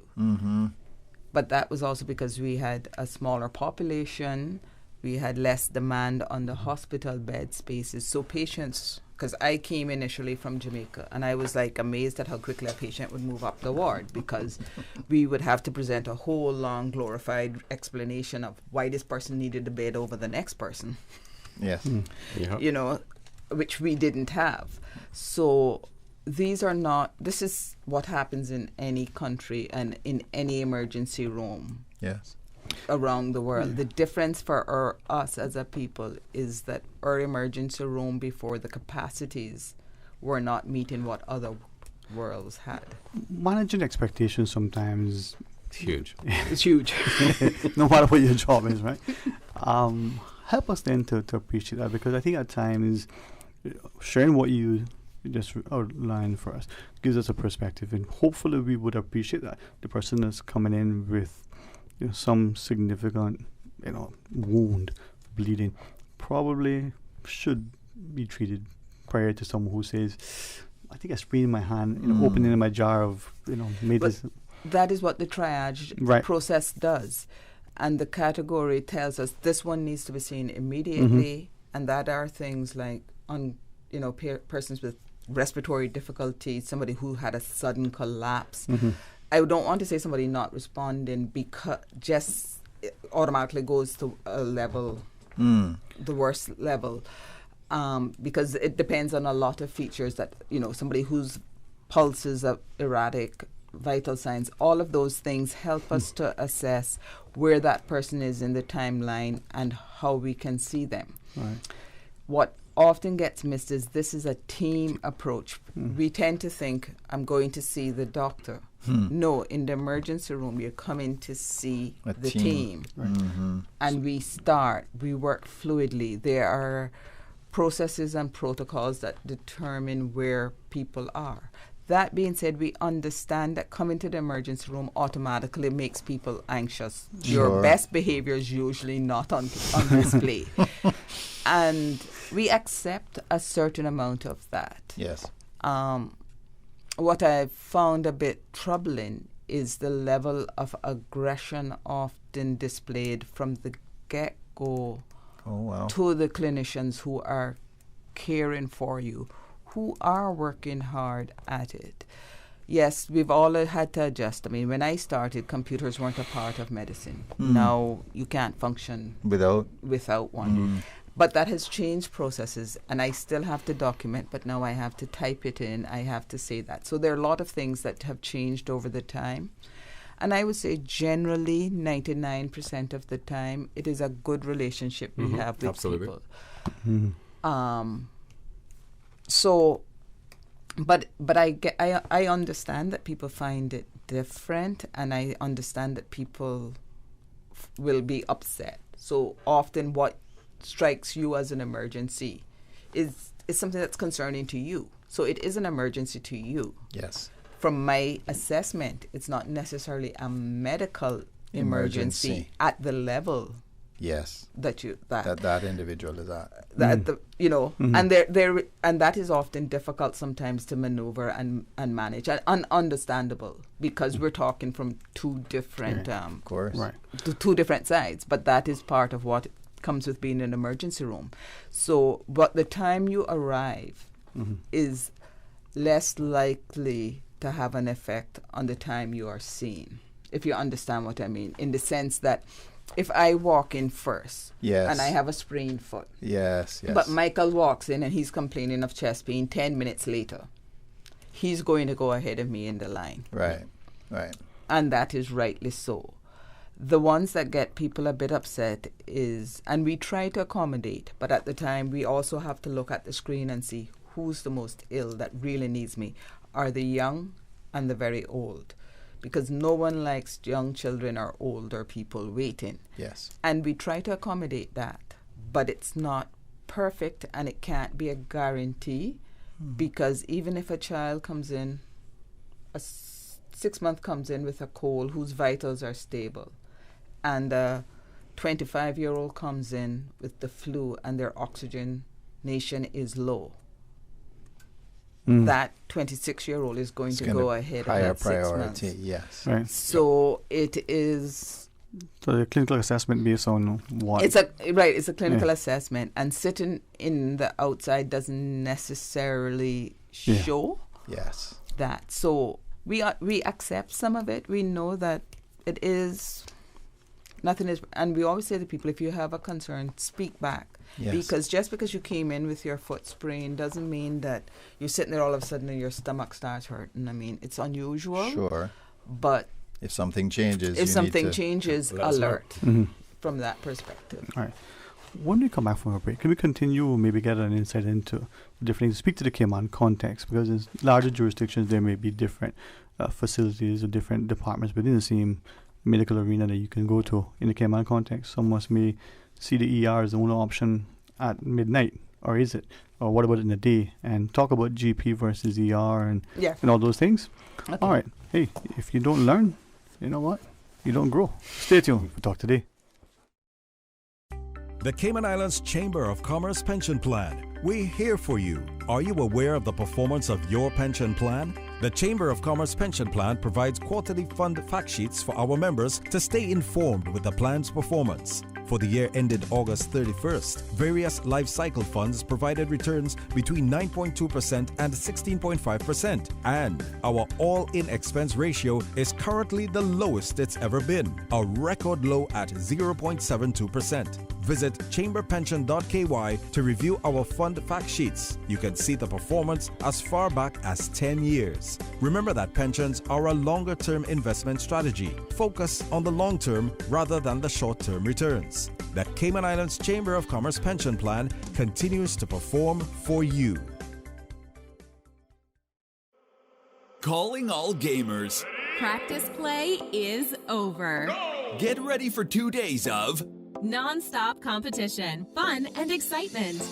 NetGeeks Media is proud to present the return of the Caribbean's #1 esports event and gaming convention, Gamers Bay 5. Now celebrating our 5th anniversary, Gamers Bay is going down March 27th and 28th at the John Gray Gymnasium. If you think you have what it takes, you can compete for over $10,000 in cash and prizes. Compete head-to-head in titles such as Fortnite, Super Smash Bros., Call of Duty Cold War, and FIFA 20. See and try the latest game consoles and virtual reality headsets.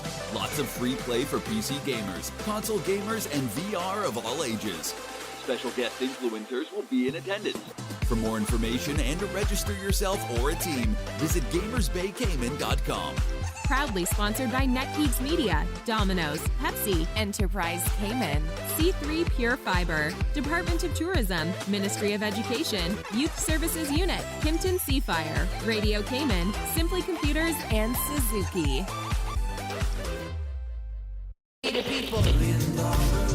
April 14th, 2021 is Election Day in the Cayman Islands.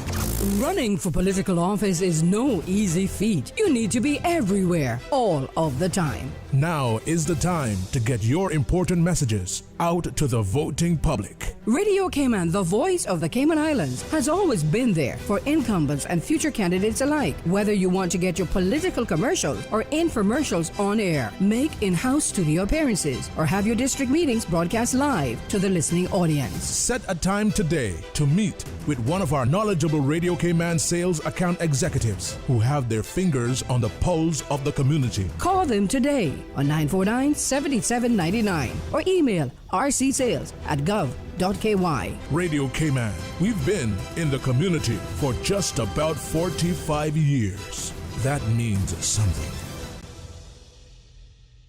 Talk today. But I do have some questions. Talk today. Cayman Islands' foremost listeners participation program. Talk today. Because there are more questions than answers. What the public is saying. Waiting to take your calls right now. Sterling Dwayne Ebanks.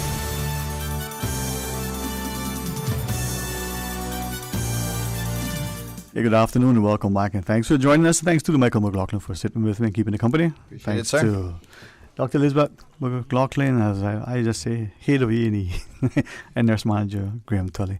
I always believe that the pillars in any society, a strong education system and a robust healthcare system. And I'm glad that as a country we're getting there. So, Dr. McLaughlin, thanks. But you taking us through E&E and help us to appreciate and understand and maybe make our interaction there that much better. So, when we look at it, we go to E&E. You remind us of the process. The assessments start immediately as you show up. But then, well, do we go to E&E or do we go to GP? Is there acute care? Is there urgent care? Is it all one and the same? What's the difference? Where is this? Help us to appreciate it. All right, I'll just do that in a kind of a nutshell, because that could be a long conversation. Long conversation, especially when it comes to me. But GP or general practice is really about your routine care, your general care. So they're the ones that look after all of your basic illnesses, your diabetes, your hypertension, your general well-being check, physical check. They also provide what people sometimes call family doctor. And you go to them for your aches and pains and general flus, simple sprains, simple, relative sore throats, mild fevers, things like that. The emergency room is more for when you're acutely ill, so chest pain, shortness of breath, severe belly pain, people who pass out, severe, everybody knows you come when you have you do a bad cut, Yes. that type of things. We will alleviate. Or your hand is hanging the wrong way or something like that. Something That's like a good time to come to us. Definitely a good time to come to us. But so from that perspective, there is acute care, which is like the walk-in services. So, you woke up today and you're not feeling well, you have a cough, something like that. That's done out of general practice arena from that. The emergency room, because it's open 24 hours a day, it will see those type of illnesses.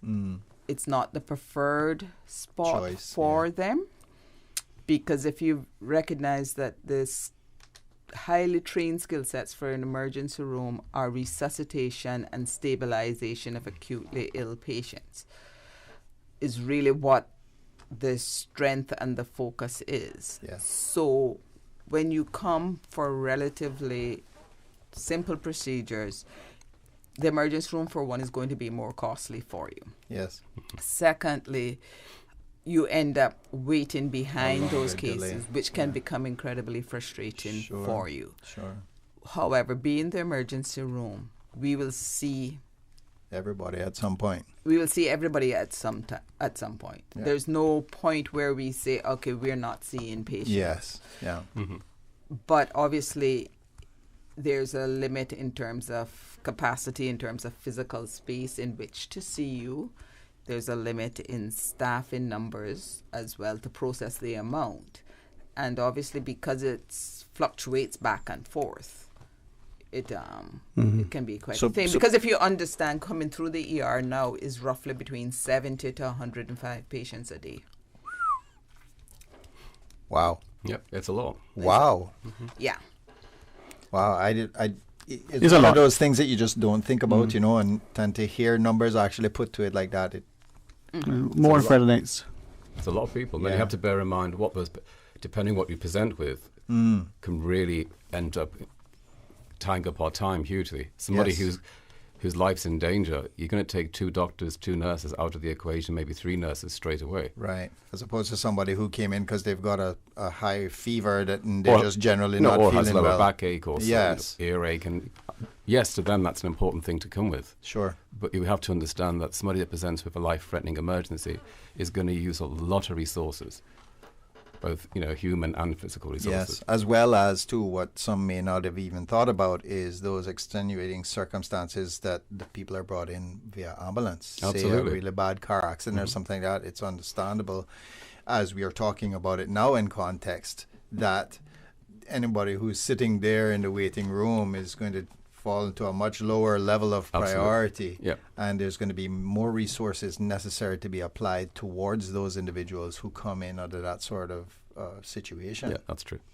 I think it's vital that people really get to understand this, because I know I've been to the emergency room and people are sitting there, I've been sitting here waiting now for 2.5 hours and they can't see me yet. You know, not to say that I haven't been the person actually saying that, but I'm sure I've heard you know.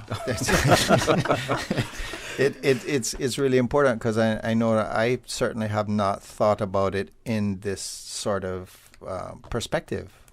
And I don't expect necessarily people to think of it fully, because when I feel unwell, I feel unwell. Of course. Right? So I get that component of it, but it is trying to explain to people, nobody's sitting there saying, let that person wait out on the waiting room. Yeah. Because at the end of the day, as I explained this, how I explain the system, it's not like you're not going to be on that list for me to see. Yes. You're still there. Yes. So generally speaking, nobody's... Yeah. If you're going to do something like emergency medicine, one of the things you quickly learn is that you're constantly going. Yes. It doesn't... Yes. It's not going to stop. Doesn't stop. So you kind of just focus and try to make sure, can I see the sickest one? Yes. And often people don't realize that when we say we have a sick patient, that patient not only will take that number of people, it can take that number of people for 1-2 hours. 3 hours. Trying to sort that out. So although we put other people present to start, you know, help the other ones that are waiting, because you never know what's out there. You still have to keep an eye on that. What next is going to present, and keep going. It does automatically slow things down. Right. I know one of the things that we were speaking about was certain things that others may not be conscious of, and that's visiting the hospital and being prepared. You had mentioned about people wearing masks. Yes, we're noticing increasingly that we've gotten very comfortable in our happy bubble in Cayman, and well done. But when you come to the hospital, especially if you come in to visit, I mean, obviously you come in for an emergency, you may not have a mask on you. That is not what I'm talking about. Yes. Okay? But if you're planning on attending, please remember it's a requirement to wear a mask, and please bring your mask. We should all have some mask somewhere, and hope we haven't hidden it away. And speaking of another thing to do with the pandemic, please, if you're able to get the vaccine, if you meet the criteria, please go get your vaccine. Please. Trust me. Okay. I took the vaccine. I'm still here, and my horns have not gotten any bigger. Mine have, but that's age.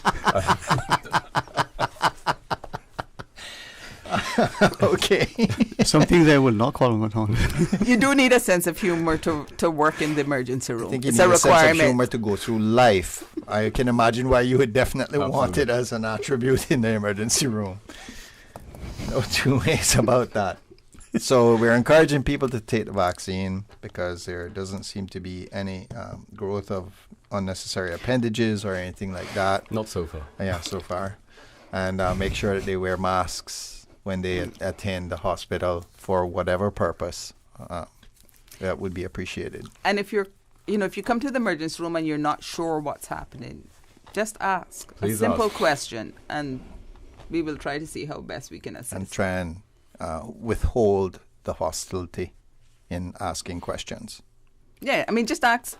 There's no need to shout, yell, threaten. I mean, we've had all of that, but I'm sure that is, as much as you want to at times, life has really taught us that just asking a question civilly often helps to move processes along a lot quicker. There you go. And with a clear answer that helps. Yes. Get you where you need to be. We always appreciate your time, you and your colleagues, come here. We know your schedules are demanding and sometimes just changing unexpectedly. I know we appreciate your work also. Yeah, indeed. Thank you. Thank you very much. All right. And I'd be happier to come if you didn't have cameras. I really don't like cameras. It's normal. I've been saying it. But anyway. But thanks nonetheless for coming. And maybe we'll see you again with or without the camera. They're still always a pleasure, man. I don't know if it's the hairstyle we share. We could be twins. Yeah, bro. I mean, but he's the more handsome twin. You're my good twin. Yeah. Michael, I'm getting into that one. Yeah, me. At least we share the same last name. There you go. What do you hold against you? Okay. Thanks very much. It's a wonderful last name. Nothing to hold against. McLaughlin?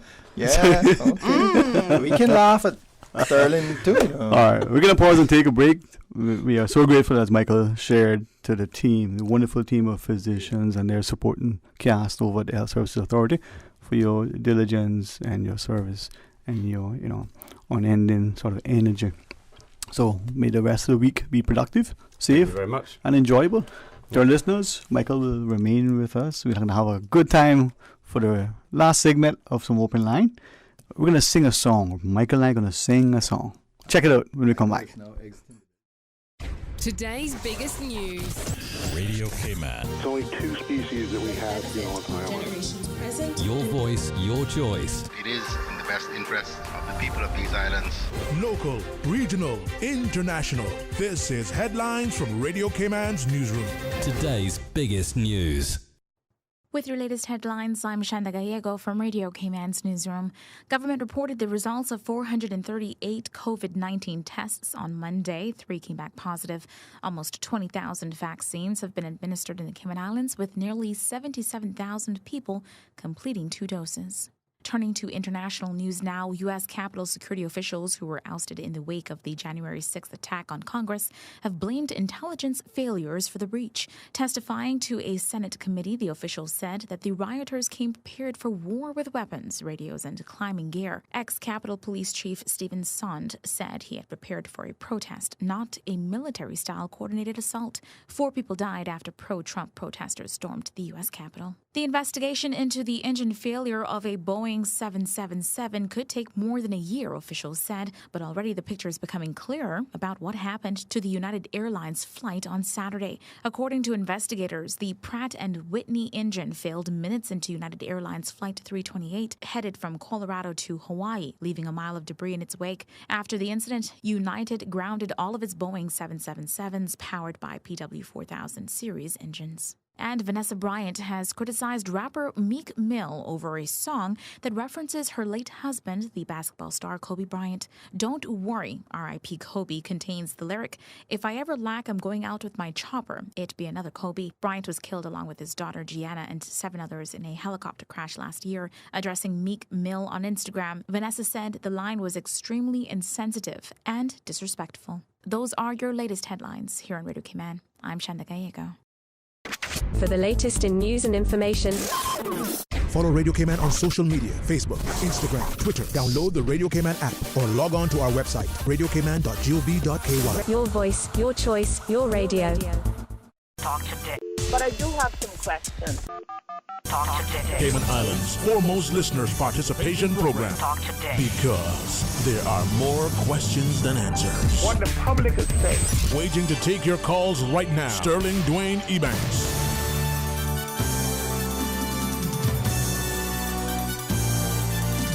Hey, good afternoon and welcome back, and thanks for joining us as we invite you to give us a shout. I mean, you may not necessarily, today feel as jovial and as energetic and enthusiastic as you normally. You just need to laugh. Well, I'll tell you what, if you can't laugh with me, I give you permission to laugh at me. Because if that makes your life that much better today, then you know what? It makes your life that much better.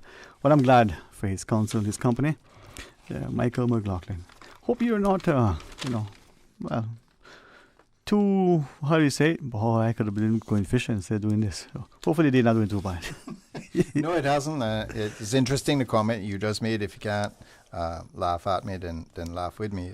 I speak to myself about that every morning. Mm-hmm. I look in the mirror and I say, boy. I say this right. He was a good friend, and despite the presence of social media, which I don't subscribe to, like maybe some would say I should, I could probably reach out to him, but we lost contact a long time ago. And, he was from Poland, and this was an era where jokes then probably weren't or wouldn't be acceptable today. Yes, sir. But back then, people had a life and a love for life, and now we seem to be all in and retentive. But that's just a different world, right? Yes. And he said, first time we met, he said, you know why Poles laugh at themselves? And I realized, Polish people. Yes. So we got over that hurdle. He said, well, everybody else is doing it. Why miss out on a good thing? There you go. He was probably one of the smartest people I met. Industrious. Kind guy. I mean, just an amazing fella, right? Mm. Always with a joke, but always with something insightful. And those people, decades may pass, but you still remember how they positively impacted you, nurtured you. I think that should be a staple in everybody's life, really and truly. That's one of the reasons I do theater, is because I like to be able to laugh at myself. What are you laughing at now? I laugh at you. I like to be able to laugh at myself. I have no problem with that. I do something silly, and I mean, some may call it borderline madness, because I'm by myself and I will actually be laughing at myself for whatever it was that I did. Yeah, our father, he is always jovial, always young at heart. Mm-hmm. And from the days of playing football in the house, he was mindful not to mash up too much stuff. I guess he didn't want to incur the wrath of what would come. But it was about loving life and appreciating and doing things, and from the joke to everything. And what they say, you catch more flies with honey, right? Yes. I've tried to embrace that love for life. And when my own children were younger, we'd be in the supermarket. Something I did with them, partly just to get a little exercise, but partly because, you know what, I could do it. One in the front, I'm in the middle, one behind, and we're hopping along the aisles. And it probably embarrassed people, probably made people think, but they weren't loud, they weren't on their own, they weren't destroying anything. Yes, sir. And one or two of the older folks would comment in such a positive way that, hey, look at that. No, we were just bouncing, having fun. Yes. I remember that to this day. Maybe my children probably think, oh boy, he embarrassed us. Yes. But not yet.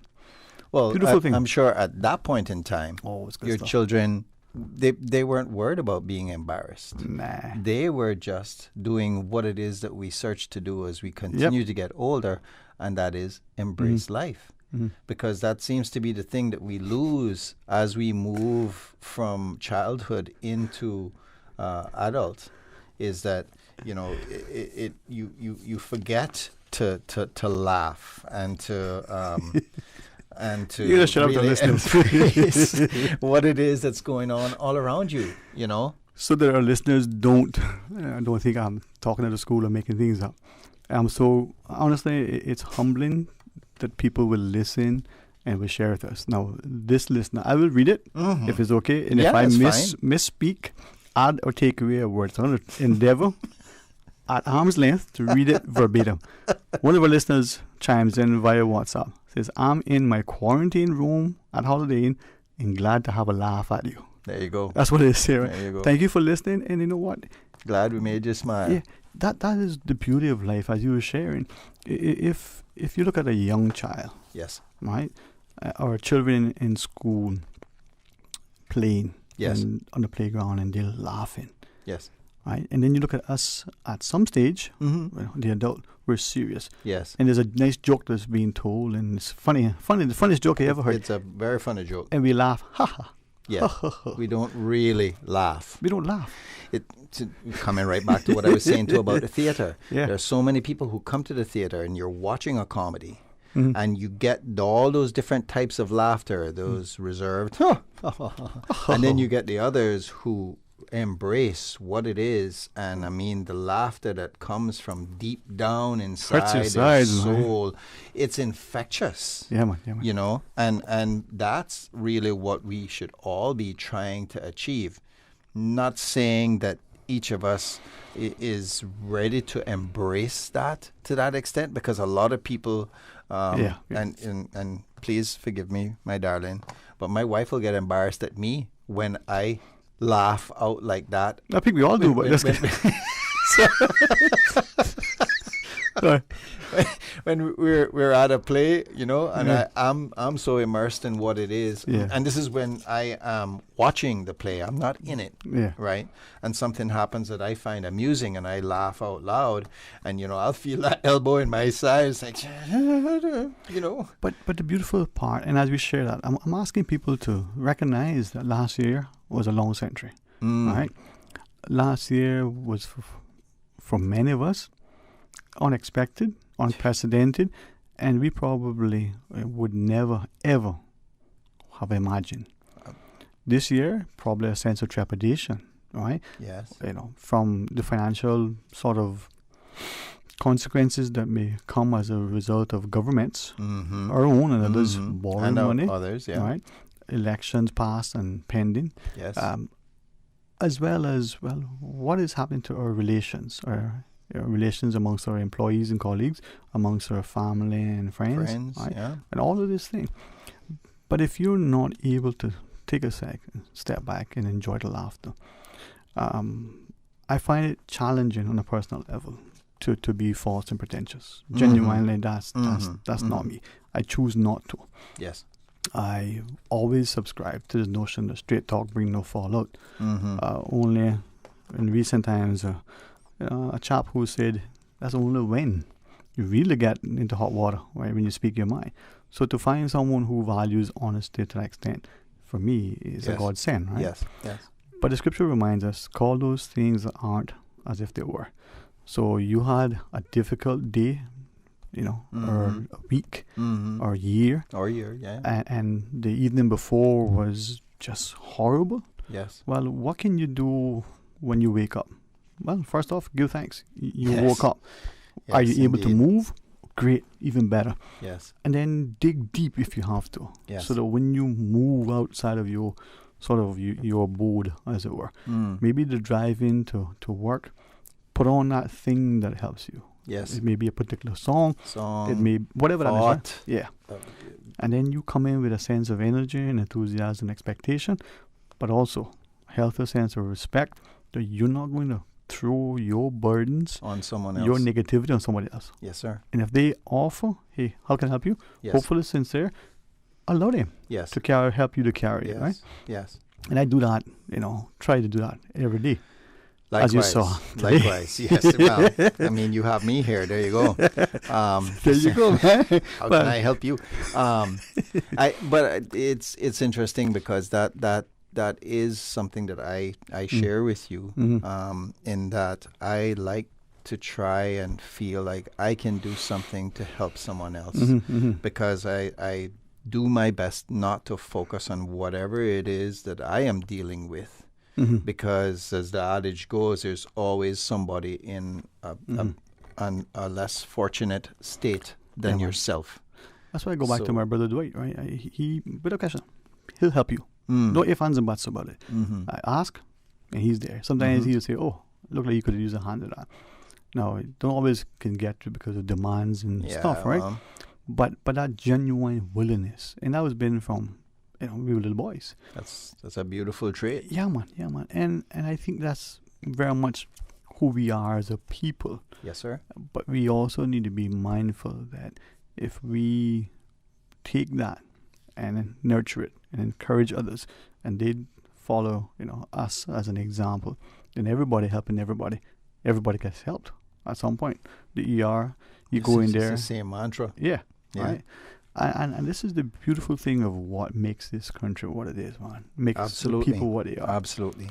The challenge, though, is making sure that kindness isn't mistaken for weakness. And that seems to be a very big challenge that we have within society. Yeah, man. Because there are so many who have come here and life is a certain way, but they want life to be a different way.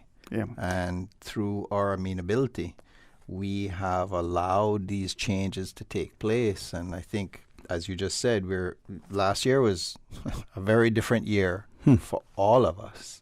Yeah. And I think that it has served its purpose to help people really take a strong look at life, especially while you were confined and you didn't have anywhere to go. You couldn't go unless your last name began with A through L and that sort of thing.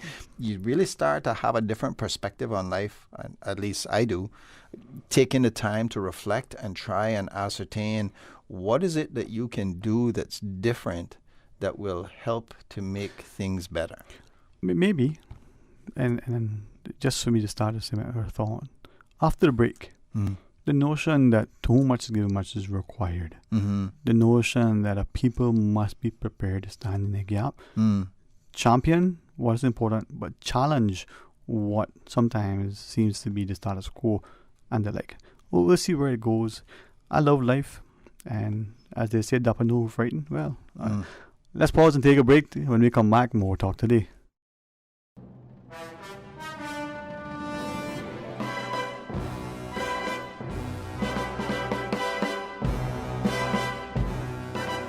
As we ride the hamster wheel, scampering along the treadmill of living, we try to reset to this new normal, this new life. Where getting away is staying right here. Where vacation is staycation, staying safe. Where focus is surviving minutes, hours, days of anxiety. Step away and say hello to the latest exhibition of the National Gallery. Say hello to Alchemy by Cayman's premier sculptor, native son Horacio Esteban. Lose yourself in moments of geology meeting history, meeting botany, meeting zoology, meeting art. Where Caymanite and coral and unearthed cedar of thousands of years strike a pose in art. Bring your family. Leave your stress at the doors. Wellness, renewal, mental peppermint. Alchemy at the National Gallery, supported by Rotary Central Community Service. Rotary opens opportunities.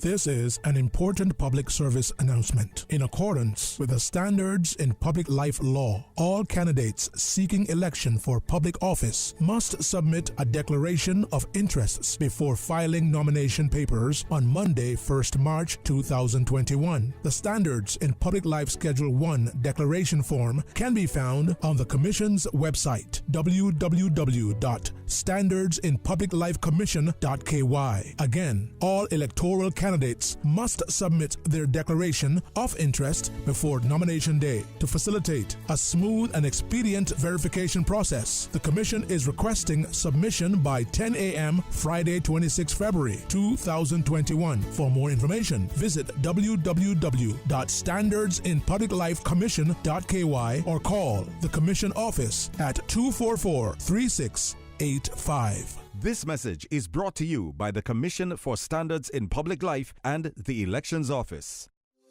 Getting vaccinated is an important part of keeping our islands protected against COVID-19. All persons who are scheduled to be vaccinated must present a photo ID which shows you are legally and ordinarily resident in the Cayman Islands or have permission to stay for 6 months or more. Accepted IDs include a Cayman Islands driver's license, passport or voter's card, a global citizen's certificate, a work permit grant letter, extension letter or job letter from a local company, or a non-Caymanian passport which shows the holder has been landed with permission to be on island for 6 months or more. Essential workers must also present their work ID to show proof of employer. Anyone who has already received a first dose may still receive the second and must show their vaccination card. For more information on the vaccine program, visit www.hsa.ky. Talk today. But I do have some questions. Talk today. Cayman Islands' foremost listeners participation program. Talk today. Because there are more questions than answers. What the public is saying. Waiting to take your calls right now. Sterling Dwayne Ebanks.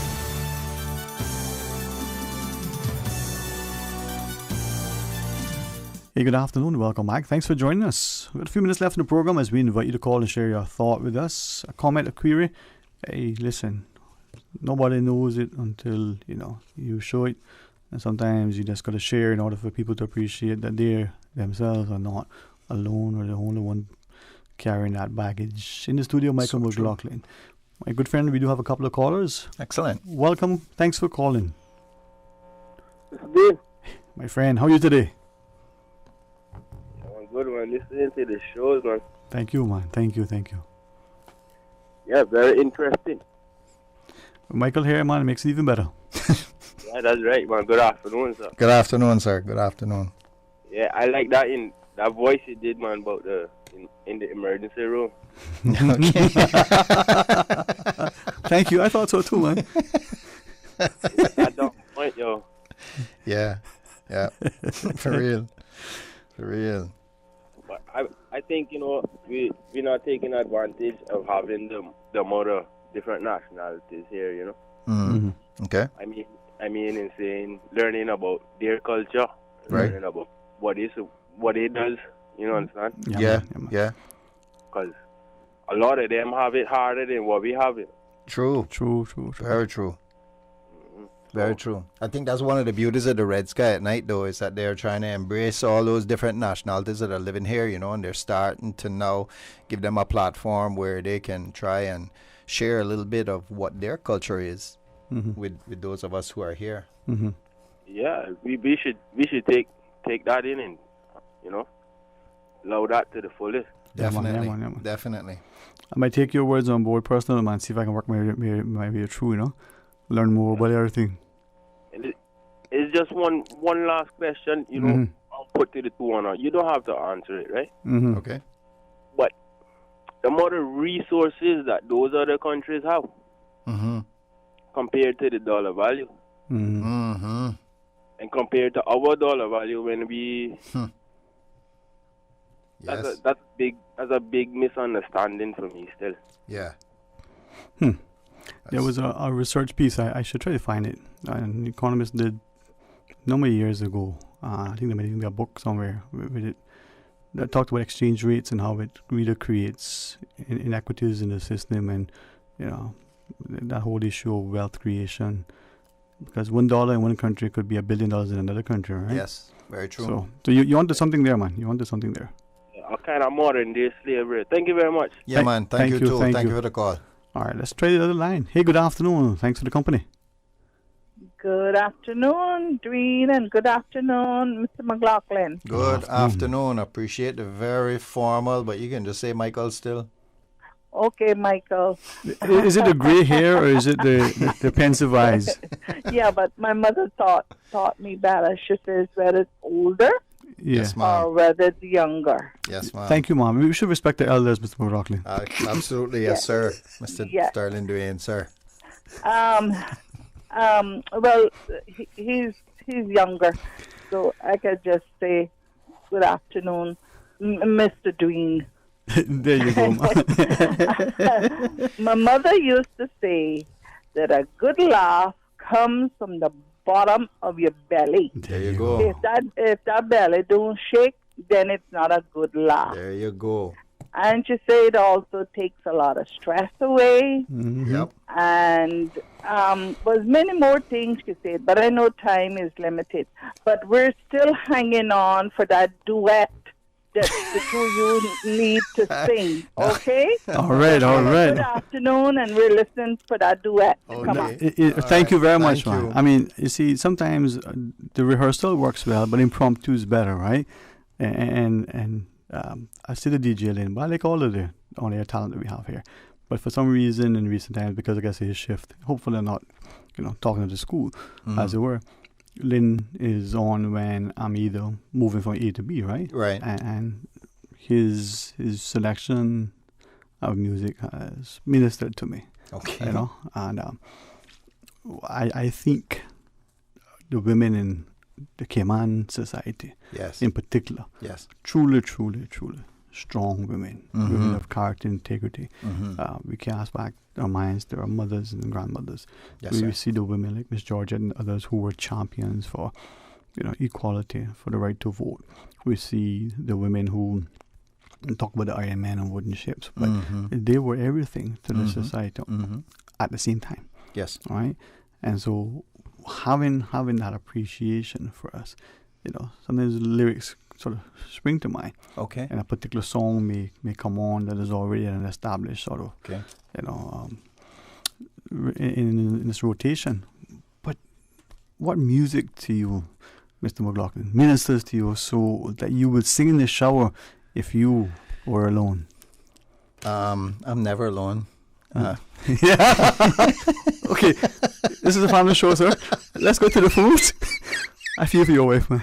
Good afternoon. Welcome. Thanks for calling. Hello, good afternoon. How are you, sir? This is Sir Michael. This is yeah. Good afternoon, good sir. Good to hear both. Michael dear, and I'd just like to say a quick happy birthday to my sister Kay. Okay. And that was wonderful to hear the doctor and the nurse here from the. They got to be giving a gold medals everybody. Yes, sir. And Yes, what sir. you said here was classic Michael. 2.5 overweight and stuff like that. But I remember one time I was there some years ago in the weight room at emergency, and I heard one woman say, I've been here 4.5 hours now. But I know she's a miserable person, so I don't mind to say to her. He's still damn miserable. But I think it's just miserableness boil up to flashpoint now. That's right here. But I didn't say that, But anyhow, it's that thing. Anyhow, I thought it is. You're right. They should have a sense of humor in there. They must have. Yes, sir. Yes, sir. Be a little bit crazy like me, but yeah. I just really like that one there, and I thought when you said "Don't take my kindness for weakness," you're gonna sing that song. I think there's a song like that. Oh no. When you said you're gonna sing that song, but anyhow. Okay. Yeah, Maybe tomorrow. You listen on for it. Yes, Thanks sir. a lot. Have a wonderful day. You do the same, sir. Thank you. Thank you very much. The fact that Mr. Mick is laughter, because this is a gentleman that, to me, is well read, understands the history, and his points are always salient. And as he shares with us, we can see the seriousness. Yes. But the jovialness in his voice then. Yes. And the willingness to laugh. We need to do more of that. Yes, sir. Absolutely. Let's take us to the caller. Okay. Hey, good afternoon. Thanks for calling. Good afternoon. It is hilarious. It is breathtaking to hear the exchanges this afternoon. Thank you. And yes, Michael usually doesn't play alone. He is a volleyball player. He used to be on our national beach volleyball team. And he didn't play by himself. So I presume that has transferred to other aspects of life. But I thank you very much for being there. We are entitled to mirth. Our community is a very serious community with a serious history. And humor has been able to take the edge off it and enable us to have somewhat of an even blood pressure. Thank you very much for lowering it by 2 points at least. Hey, thank you, man. You're welcome. Thank you too, Carl. Thank you, man. Thank you very much. I mean, maybe reading should be a sport you do by yourself. But that's what it is. But it's good to play, you know what I mean? And, being playful at times is delightful. Yeah, indeed. Indeed. And I don't know. I don't know what kind of hole you have gotten us into, right? But Hey, listen, man. If you can embrace life, right? Remember, I think it's very apparent right now that we're both embracing life. There's no two ways about that. But isn't that the beauty of it, though? Isn't that the beauty of being able to live in a healthy democracy? Absolutely. To be able to publicly pray, whether you're blessing your food. Yes, sir. Or you stopped under the shade of a tree because you feel led to prayer. Or maybe, you know what? You've had enough of that. You've just been, treated in such a way that you now become frustrated. You're losing your way, your faith.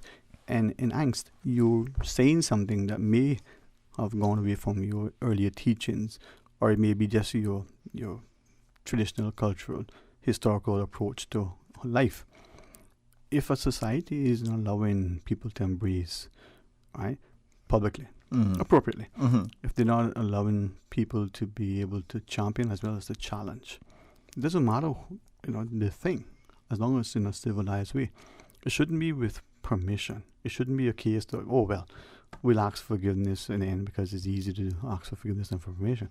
It should be about a people willing to stand in the gap. And maybe I say that, understanding that this is an election year. All those who were able and eligible, hopefully got registered to vote, will go out and will cast their ballots in a very informed way, and probably say we could choose between good and better, hopefully not bad and worse, but we'll make that choice. And that's the key, right? Is that people cast their vote to make a choice.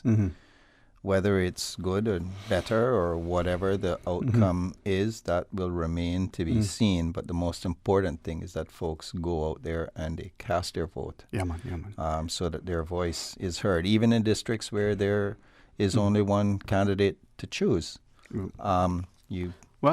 Maybe there'll be no uncontested seats. Who knows? Well, I don't know how much more time there is for persons. Nominations. Monday closes on Monday. Okay. Official nomination day is on Monday. Okay. And on that day, we may find that people who we didn't know or didn't know publicly, maybe nominated on that day. We may find that, we thought so-and-so was going to be a candidate in this district and isn't. Right. Or is a candidate, but not in this electoral district, but in another. I can't tell you how it's going to play out until Tuesday. I know for sure. Yes. Once that process we'll have a clearer picture on Tuesday. Yeah. But I think, though, it is for the voters to become informed, engaged, involved, and willingly say, listen, I did the thing that is the most important thing. Yes. I made an informed vote on election day, and now, between now and whenever the next election is, we're going to ensure that there's accountability, there's responsibility. The authority isn't with you as elected, but is with me as elector. I think that is really the bottom line, though, Dwayne, is making sure that you are informed. Yeah, man. Well, informed consent is always good. Willing to embrace the company of others for laughter is even better. And enlightenment. And let me say,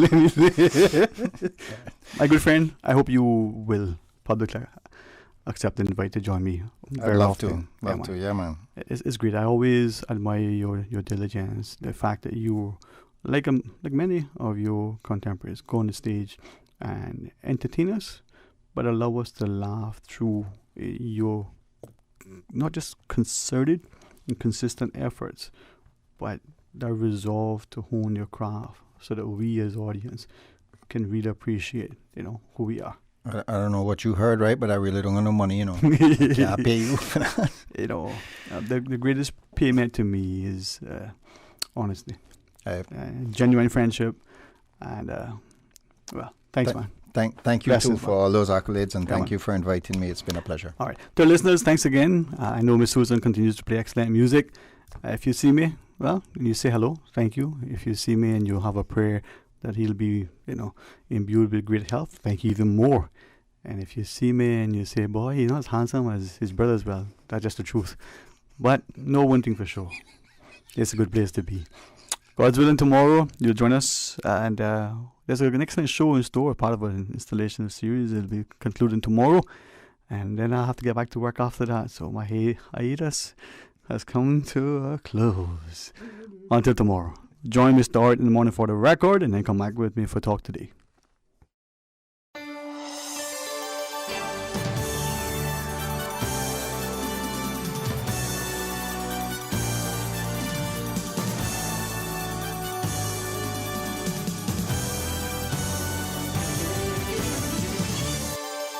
Shaken yet standing firm. I was not built to break.